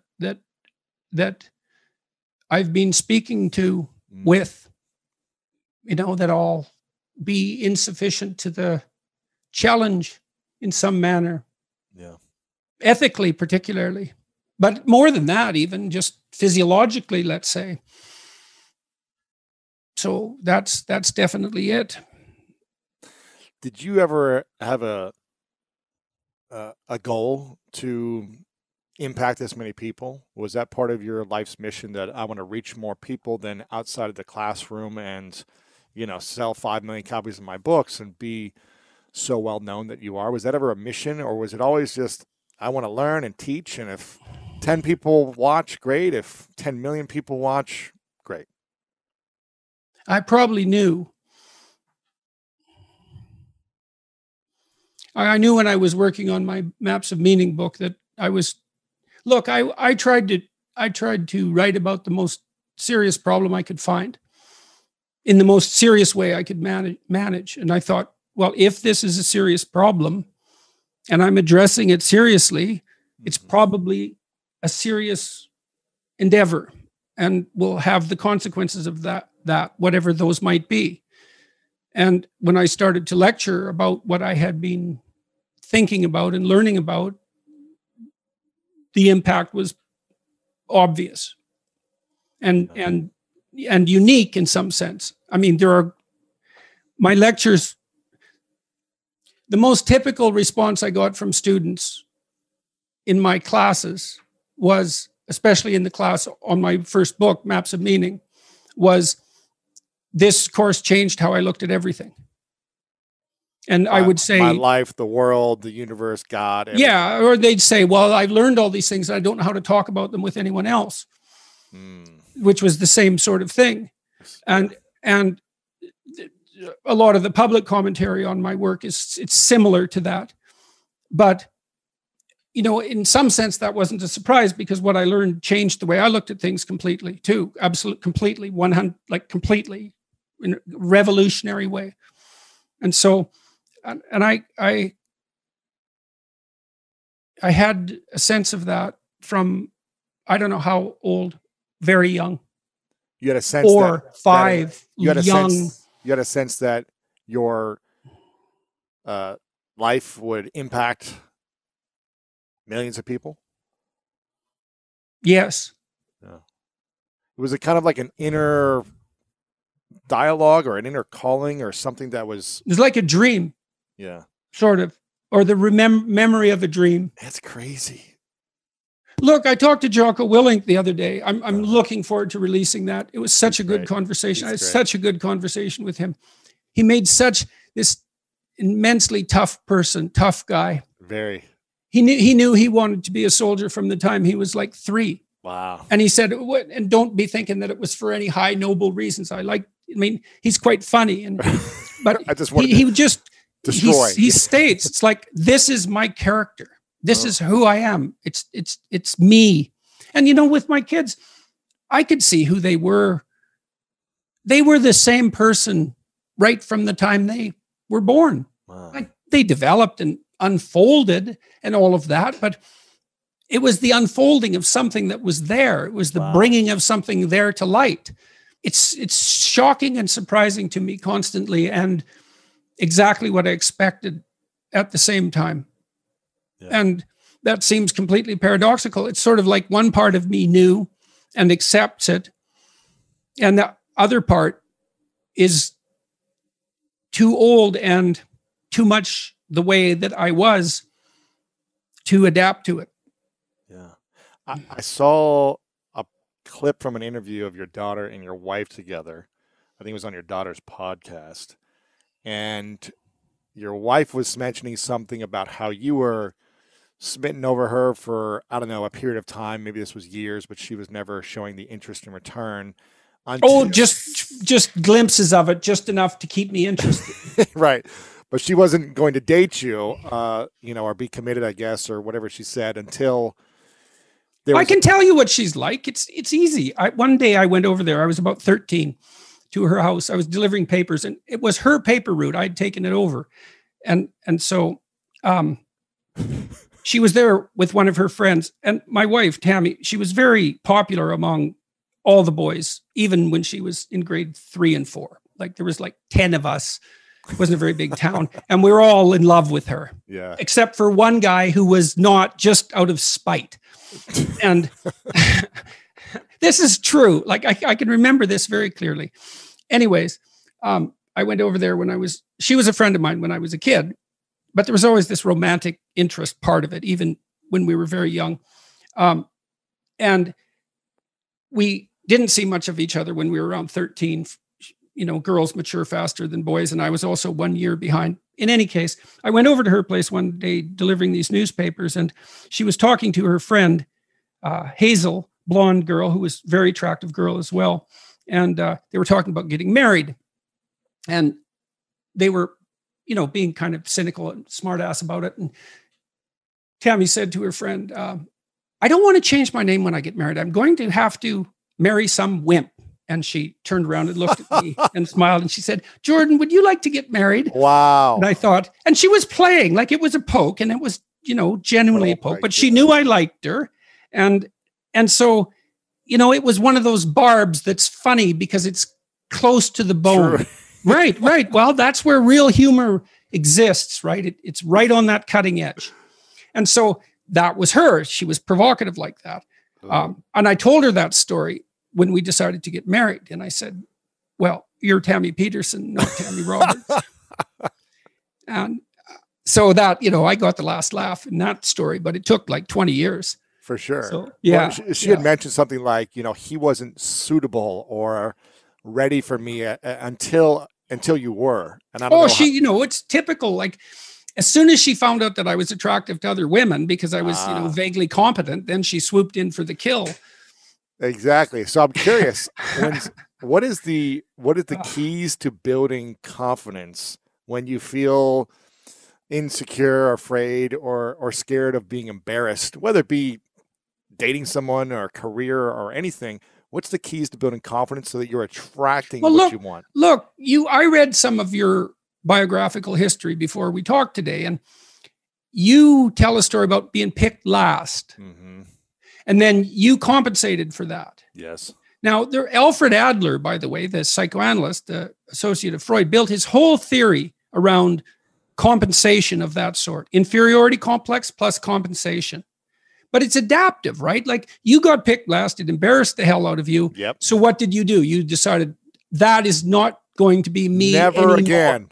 Right. Never again. Okay. Yes. Now you did say, that you adopted a maybe too inflexible model of what it meant to be masculine as a consequence. But when I read that, I thought, yeah, but still fair enough. It wasn't the new you that you adopted wasn't optimal in all possible manners, but it was definitely improvement over the previous you. Exactly. I wasn't picked last again. That's for sure. Right. Well, exactly. Okay. So the first thing I would say is that if you feel insecure and less and ashamed and all of that you have to take stock. Mm-hmm. And look, I have an exercise online at selfauthoring.com. There's 3 exercises there. One helps you write about the past, one about the present, and one about the future. The present authoring program helps you assess your faults and your virtues. Okay, well, if you have some faults and you feel insecure and inferior because of that, well, you should. Now, it shouldn't be so much that you're crippled by it and unable to take action. You shouldn't be beating yourself into the ground because you're not everything you could be, because no one is. And if you beat yourself into the ground, then you can't get up and improve. But you have to differentiate. It's like, okay, to what degree am I being hard on myself, counterproductively critical, hearing the voice of my too harsh and angry father in my head, right? Adopting inappropriate stereotypical representations of masculine competence. How much of my self-criticism is ill-advised? Fair enough. And you want to deal with yourself with a certain amount of care. But then along with that, there's fix your weaknesses. Mm-hmm. If you're ashamed of being ignorant, you're showing up at a party because, you claim to knowledge that you don't have and someone exposes you. Well, you can be angry at them and you probably will, but they've actually done you a favor. They pointed out an inadequacy is a pathway that you can travel down. Ooh. Right? A recognized inadequacy is, it's such a gift in some sense, if it's accurate. Because you think, well, what should I do? What should I do with my life? That's a real complicated question. Right. Oh, here's an inadequacy. Excellent. You have a goal now. Rectify it. Now, you still have to think strategically and figure out how to rectify it and do it step by step. But Carl Rogers, the psychotherapist, pointed out that the person, for therapy to be successful, the person has to want to change. So they have to have recognized that they have a problem. Mm. If someone is mandated by the court to attend therapy, it's very difficult for the therapist to convince them that they have a problem. Once you're convinced you have a problem, it's like, away you go.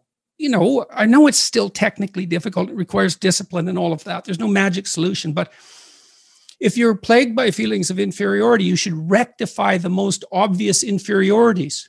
Right. Focus on those first over optimizing strengths, would you say?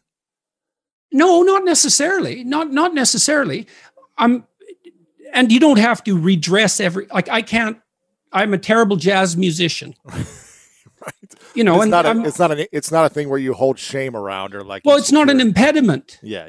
I would say that you have to rectify an inadequacy when it's clearly an impediment to your goal, or you have to shift goals. But if you're shifting goals because of an inadequacy related impediment, then you have to ask yourself, is your desire to shift the goal reliable, or are you just taking the easy way out? Right. You can protect yourself by picking a different goal that's more difficult. That's a good mental hygiene practice, because sometimes you should switch goals rather than rectifying inadequacies. But you can fool yourself then, and that's not good. And if someone is goalless, lazy, unmotivated, not sure what they want to do, what would be a few key steps to get started to turn their life around or to find the motivation for something greater than where they're at? Well, I think a fair bit of that's probably to be found in, you can find it in shame. You can find it in guilt. You can find it in conscience. You can find it in anger. You can find it in interest and engagement and beauty. There's lots of pathways. If you're angry about something in the world, well, that's an indication that that's in some sense your problem, right? It's speaking to you in a moral sense. This shouldn't be that way. Well, maybe you're the person who should do something about it in some manner. Maybe it'll take your whole life to figure out how to do that. But it's bothering you for a reason. So the negative emotions can be a pathway to transformation. I'm not trying to romanticize them. They can crush you completely and leave you with nothing. Yeah. Right? For sure. And they can go badly astray. But shame, that's a good one. What am I ashamed of? Well, can you fix any of that? Because you might ask yourself, let's say you're so ashamed and so crushed that you're nihilistic and you can't see any hope for life. You're just done. You might think, well, what if I was less ashamed? Like, I'm not going to jump off the bridge today. I'm going to wait a year. I'm going to work on these things that I'm ashamed of. And just see, like, does my life improve enough so that I'm not so bitter about it now, or I'm not so hopeless about it now? And my experience has generally been that works. It works. And then some of it's practical knowledge too. It's like you can get a really long way with very small changes, incremental changes. Yeah. Micro habit changes. So aim low. Don't have big goals or big transformations. Well, you can, but the problem with a big goal is that it's daunting enough so that it might paralyze you, and there's a high probability of failure. And so imagine that you're your own child. Mm-hmm. Okay, now imagine you love this child and you would like him, we'll say him because it's you and I talking, to succeed. Now, you have an ideal for this child. You would like him to grow up to be the best he can be, better than you, the best man he can be. That's what you want for your son. If the good part of you is talking, you definitely want him to be better than you are, but you want him to be the best he could be. If your vision is unclouded. Okay, but then you offer him a goal. It's like, well, do this. Well, can he do it? Well, if he can do it without a second's thought, there's no challenge in it. There's no developmental impetus. It's not in the zone of proximal development. You want a goal that you can do, but that requires some improvement on your part. Because you want to attain the goal, that's satisfying, but then you want to make yourself into the thing that can attain goals. And so you want to push yourself. You want to push yourself a bit further. Yes. And there's an ample psychological literature that suggests that that's where maximal motivation is to be found. Interesting. So you're pursuing a goal, but you're also pursuing the goal of transforming yourself at the same time. You're doing both of those at the same time. Do you need to know that you're transforming yourself in order to attain the goal? Or do most people just think, I got to take these steps to make it happen, but they don't realize they're becoming better human beings? It depends on what you mean by realize. They have the sense of satisfaction and confidence that would indicate that, although they might not be able to make what that means explicit. But I would say it would be better to make it explicit. It adds one other dimension of possible motivation. How do you think people lose confidence? We're talking about gaining it, but how could someone like yourself, who's accomplished so much, who's got millions of followers, who, is financially successful, has a great marriage, how could someone lose confidence once they've built it? Illness. That'll do it. That's one way. Death of someone, loss. I mean, there's lots of ways of having the rug pulled out from underneath you. Moral error. As the stakes get higher, as we already discussed, the consequences get larger. Ingratitude. That's a big one. You can succumb to the temptation to believe your own egotism. That's a big mistake. There's lots of ways that things can go sideways. That's for sure. So it sounds like, we start off with a lack of confidence when we're pointed at, you're inadequate in this thing. And we go down a journey of, building ourselves and overcoming the challenges and diving into the fear to have these small wins to build confidence. And then the more successful we become, the more we succumb to losing that confidence again. When a lot. No, I wouldn't say necessarily that you become more susceptible to that. But you asked, how can that happen? How can that loss occur? I still believe that, genuine accomplishment, but it's ethical. It's always ethical accomplishment. Mm-hmm. I believe that to be the case. Genuine ethical accomplishment is the best source of security, but it's not unerring. When you mean ethical accomplishment, do you mean doing something good, right? Mm-hmm. Whether people know about it or not, just good and right for yourself. Is that what I'm hearing you say? Or does someone else need to acknowledge that this was good and right? I think if you've done it for yourself, that's good. But if you do it and other people are in on it and along for the ride, that's also good. And sometimes that's better to bring people along. If it's just a matter of them acknowledging it, well, there's value in that too. I mean, people say, well, you shouldn't care what people think of you. It's like, well, of course you should. Psychopaths don't care what people think of them. Now, you shouldn't care so much what people think about you that you're willing to lie to maintain whatever it is that you think they value. Like there are places beyond which that becomes counterproductive, clearly. But of course, well, I mean, I read the comments in YouTube particularly, and I pay attention to them. And if, 30 people say something, like, here's something I do, and I probably did it to you. When I'm interviewing, I interrupt more than a certain percentage of my audience would like. That's my comments. It's like, just let them speak. You interrupt too much. So I just try to shut up more now. Do you know the joke? What's the joke? Knock, knock. Who's there? The interrupting cow. The interrupting cow. Moo.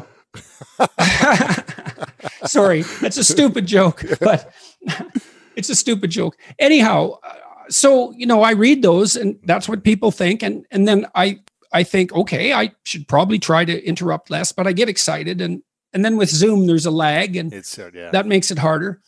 But I do pay attention, and you should pay attention, I think. When, I hear a lot of people say, don't let the opinions of other people hold you back from taking action on your goals, because I think a lot of people will listen to other people's opinions and they feel scared to do something based on someone saying, I told you so, or you couldn't do this, or you're not good enough.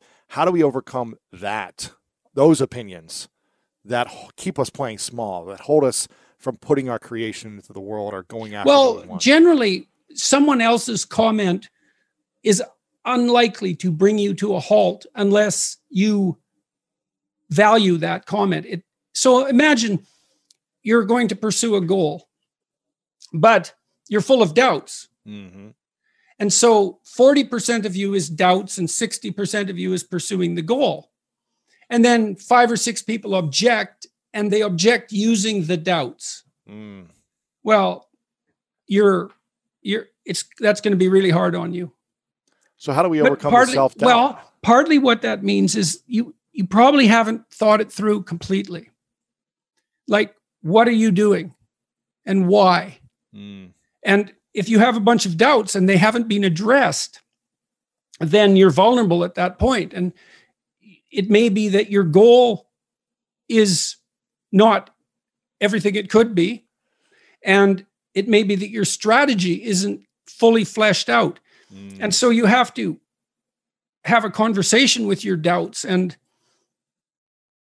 take them seriously and see if you can construct a goal that you're on board with. Right. And then a doubt pops up because someone criticizes you and triggers a doubt, and you look at the doubt and you think, okay, here's the doubt, and this is why what I'm doing, maybe won't work. But then you think, but this, I've thought this through, and I've thought this through, and I've thought this through, and that all works. And so, no, that isn't going to stop me. So I look and I think, well, I'm I'm writing something. Why? Well, I want to figure out this problem. I want to think about this problem. Why? Well, it's an engaging problem, but it's a problem that many people seem to have, so that discussing it and figuring it out seems to be useful. Why? Well, because the more of us who take problems seriously and try to address them and communicate about them, the fewer problems we might have and the less suffering there'll be. And suffering doesn't seem to be a good thing, unnecessary suffering. Maybe we could work towards it, and maybe that's what I should be doing. And that seems to be what's ethical, and that's it. Like, right. And you might say, well, what if you doubt that doing what's ethical is right? Well, it's not that easy to construct an argument that supports the idea that having more unnecessary suffering in the world is good. Mm-hmm. Right. Right. So I would say, you want to put yourself on firm moral foundations. And people talk about morality all the time. This is what you should do, or you're a bad person. It's arbitrary. Mm-hmm. It's got this ring of patriarchal tyranny. But that's based on a misapprehension of what morality is. It's like, do you want to be tortured by your conscience? Like, how pleasant do you find it to be tortured by your conscience? It's horrible. How horrible? Like, is there anything worse? Excruciating. Yeah. I don't know if there's anything worse. I mean, it's up there. You got to live with it. Yeah. For as long as you have it. Yeah. Well, I think that's a universal experience, or near universal experience. So you live ethically when you're not violating your conscience. Right. Well, there isn't anything better than that. That might not be good enough. It might not even be good. Like, let's say you manage it. Things can still come along and take you out sideways. But the purpose of living ethically is so that you have some peace. Yeah. And it's real. Yeah. The ethical torment and the peace that emerges as a consequence. Sorry, I want to interrupt.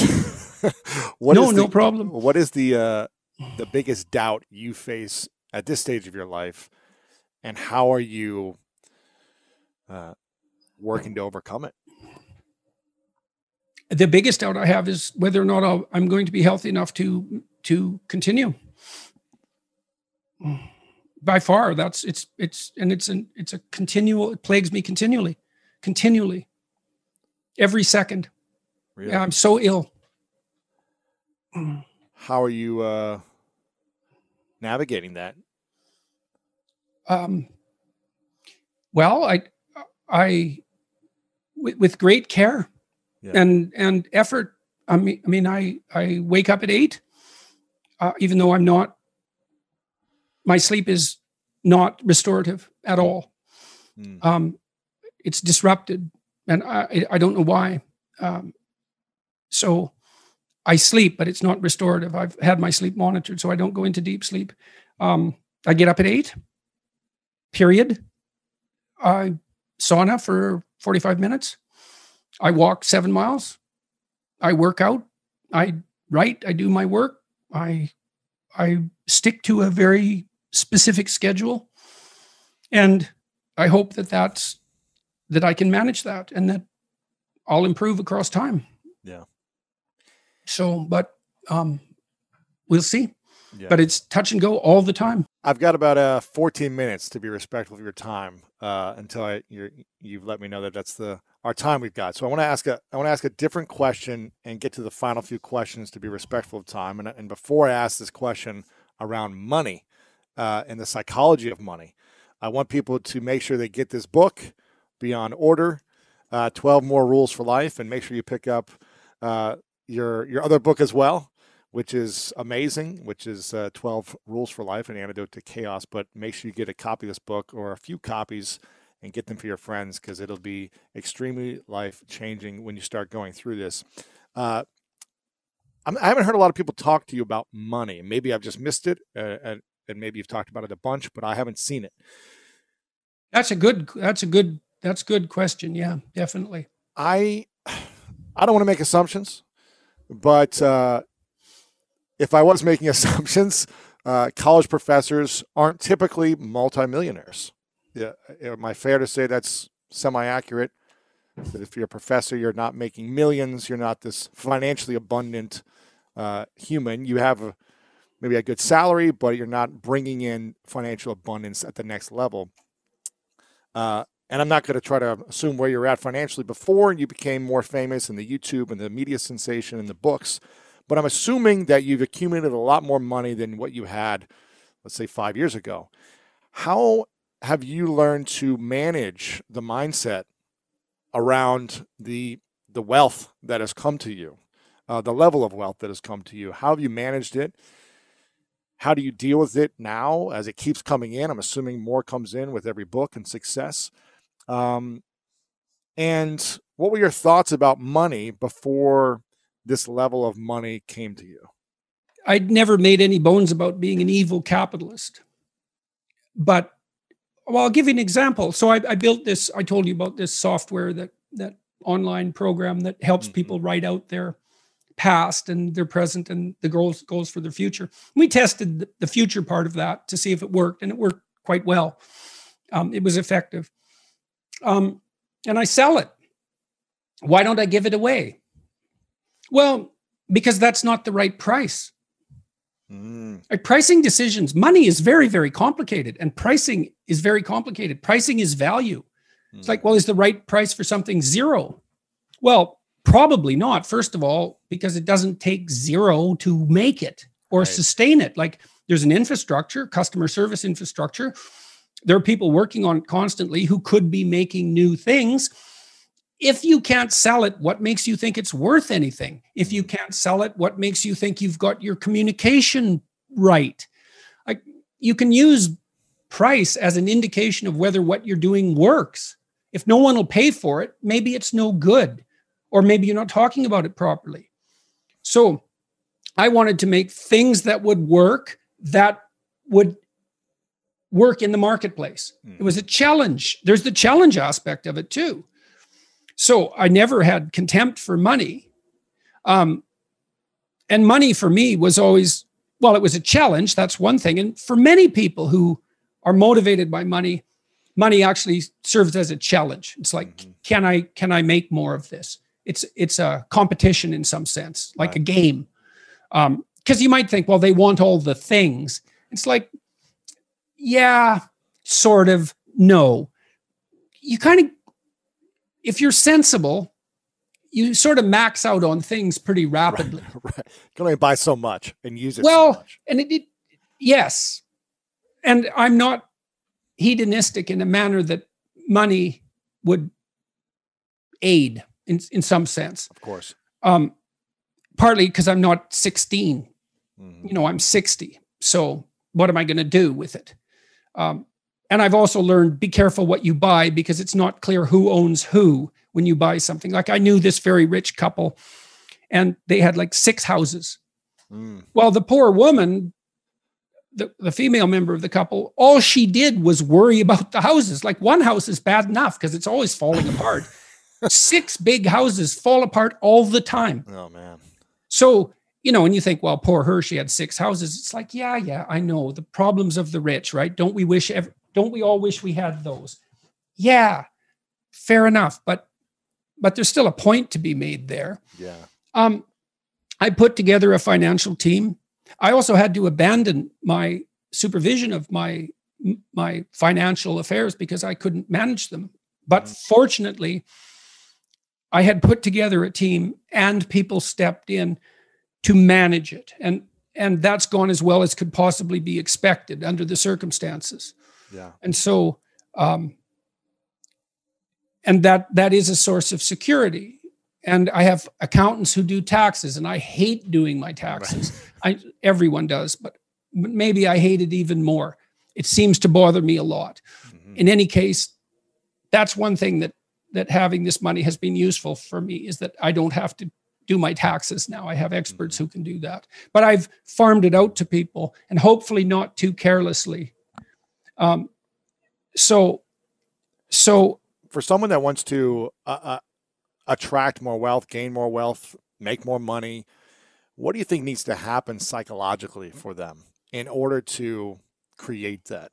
Beyond the actions, the doing, the solving the challenges. Oh, well, a big part of it is, discipline, like hard work. What is it? You work 15% more hours, you make 40% more money. I think that's the data Warren Farrell accumulated. It's part of the reason men make more money than women, because they work slightly longer hours, but it actually produces a disproportionate return.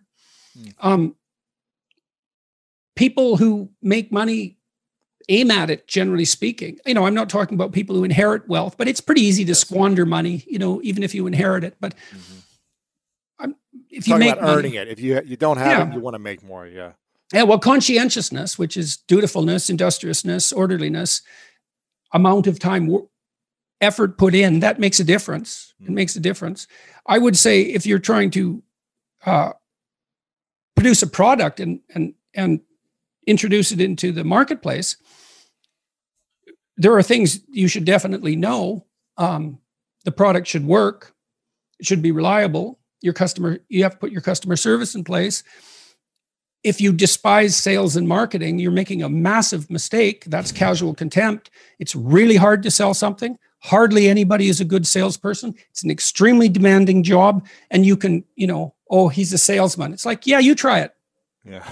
No, I wouldn't sell out. Well, that's because no one ever offered you the opportunity to sell out. If you have 10 opportunities to sell out and you reject all of them, it's like, great, claim moral victory.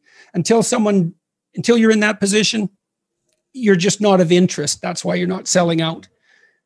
You have to understand the marketplace. You have to communicate with your customers. It's complicated and difficult. So don't despise the necessary components, right? All of these things are important. The product, the engineers, the people who work on it, the creative inspiration, that's the entrepreneurial end. Make the product, that's extremely necessary. All the communication strategies, those are crucially important, because if you have a product and nobody knows about it, then who the hell is going to buy it, no matter how good it is? So you despise the things that are necessary to your success at the expense of your success. So you got to reframe the way you think about those things. You have to look at it. It's like sales. It's like, okay, well, you're not going to sell anything then. Yeah. So that's the end of that problem. So, or maybe, you have moral qualms about engaging in the capitalist enterprise. Well, good luck carrying that along with you. Yeah. And if maybe the qualms are merited. It's like, okay, put aside a percentage of what you make to do something, what would you call it? Clearly not self-centered and generous with. You can do that. I mean, the products that I'm selling, some of them are, what would you say? They have less ethical impact than others. I do some merchandising. Why?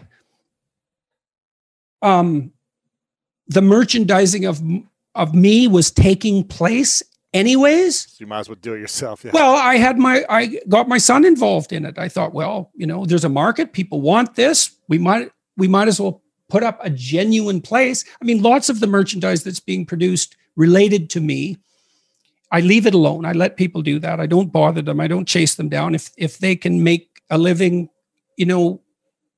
putting my quotes in acrylic blocks or making posters, it's like, that's fine as far as I'm concerned. But we have some things, posters and so on, and people want them. So if they want them, I don't see that it does any harm. You might think it's kind of cheap. You know what I mean? It's like it's like the Disneyfication of philosophy. But I am interested I'm interested in communicating with the public. This is sales and marketing. Most academic work languishes. Yeah. Well, I don't have contempt for my readers, listeners, and viewers. I like them. I hope they do well. If they want a poster of the 12 rules and they find that useful, hey, okay. If they find a lobster tie funny, good. It's fine with me. Yeah. And there's a bit of, humor to it. And and I can use that, and so can my message. A little bit of levity would be wonderful. Yeah. Where can people get see some of your stuff? What's the best site to go to? Oh, if you just go to a YouTube channel, there's a little bar underneath it that's JBP merchandise. I mean, it's absurd, right? There's also that element of absurdity, which I kind of, and a surreal element to it that I find kind of interesting and ridiculous and perplexing and hallucinogenic. It's very, very strange. It's all fun, it's all fun. I want everyone to go buy a lobster tie and posters and the book. I want everyone to get Beyond Order, get a few copies for your friends as well. I've got 2 final questions, but before I ask the questions, Jordan, I want to acknowledge you for a moment, because I know you went through you're still going through a lot of pain and challenge and adversity since the first time I interviewed you a few years ago to now. And I also know that you went through a lot of pain and adversity with your kids, with your daughter specifically, and other challenges that have happened in your life. And I acknowledge you for continually showing up in a time of uncertainty, in a time of maybe a loss of hope at different moments, in a time of physical pain, in a time of lack of sleep continually and non-restorative sleep. The fact that you continue to show up and serve is truly to be acknowledged. And I'm so grateful that you take the time to come on my show and share this knowledge, because I know the impact it'll have in the service of the message and all the work that you're doing for your own content and everyone else's that you're being on. I'm really grateful that you've decided to continue to show up. Well, whatever I might be doing for other people, they're certainly doing that for me. So I'm grateful to have the privilege, the immense and staggering privilege of being attended to. It's amazing. It's so I don't, whatever I might be, what would you say, sacrificing for it, I'm gaining equivalently. I've had so much support from people. It's just absolutely staggering. And so we appreciate you, and you're making an impact on our lives, and we hope you're balancing and taking care of your health as well. That's the most important. I asked you 2 questions in the last interview that I'd love to ask you again. I'm not sure if you're going to remember them, but I want to see if you have the same or different response.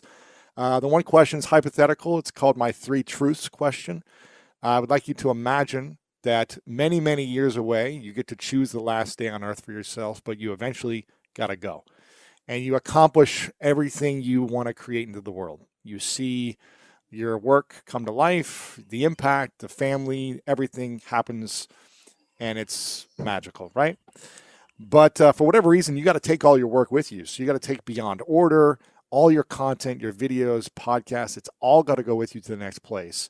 But you get to leave behind 3 truths, the 3 lessons, the biggest lessons you've learned in your life that you'd want to share with the world. And this is all we would have of your content left behind. What would you say would be your 3 truths? I would say, have the faith, strive to manifest the faith necessary to make things better rather than worse.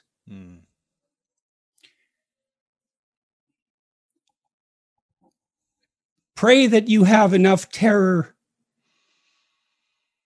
to be frightened out of your own deceit.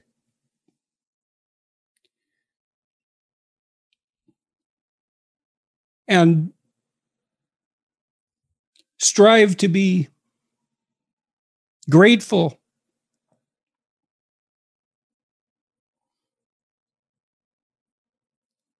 regardless.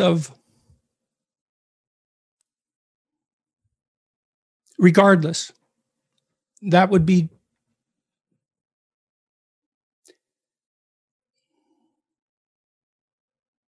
that's good enough. Yeah. I think one of your rules is be grateful in the suffering, right? So, in spite of, yeah. That's the last rule, and the one that I've wrestled with most, I would say, over the last especially the last 2 years. Yeah, that's probably got to be the hardest to find. Yeah, well, you know, people have their reasons. I outlined them in chapter 11. Why are you bitter? Well, here are the reasons. Oh, well, those are real reasons. No wonder. You know, you listen to someone tell you about their life. It's so typical, so frequent, catastrophic occurrences, you know, and yet people stumble forward positively, and it's a miracle. And a lot of that is, see that chapter, be grateful in spite of your suffering. It's really a chapter about, in some sense, about faith and courage. And it's an act of faith and courage to be grateful,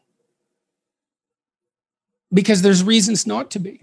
And so it's like, it's a decision. And it's not like you make the decision and then you've got it, you've done it right, and then you have it. It's a constant, ongoing decision. And the temptation to not, to be ungrateful, to be bitter, it's always there.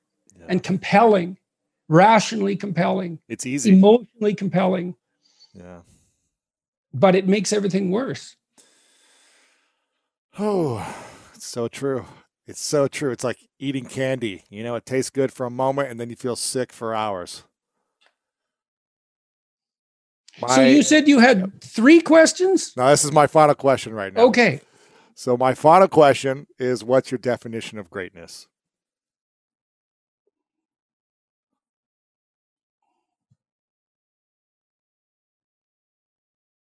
The capacity to utter and abide by beautiful truths.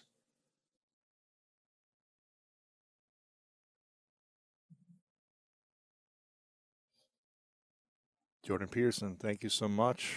Make sure you guys get the book, Beyond Order. Subscribe to Jordan's podcast, YouTube, everywhere else online. And Jordan, it's been a pleasure, my friend. Thank you very much for being here. Thank you very much for the invitation. And thank you to everyone who's watching and listening.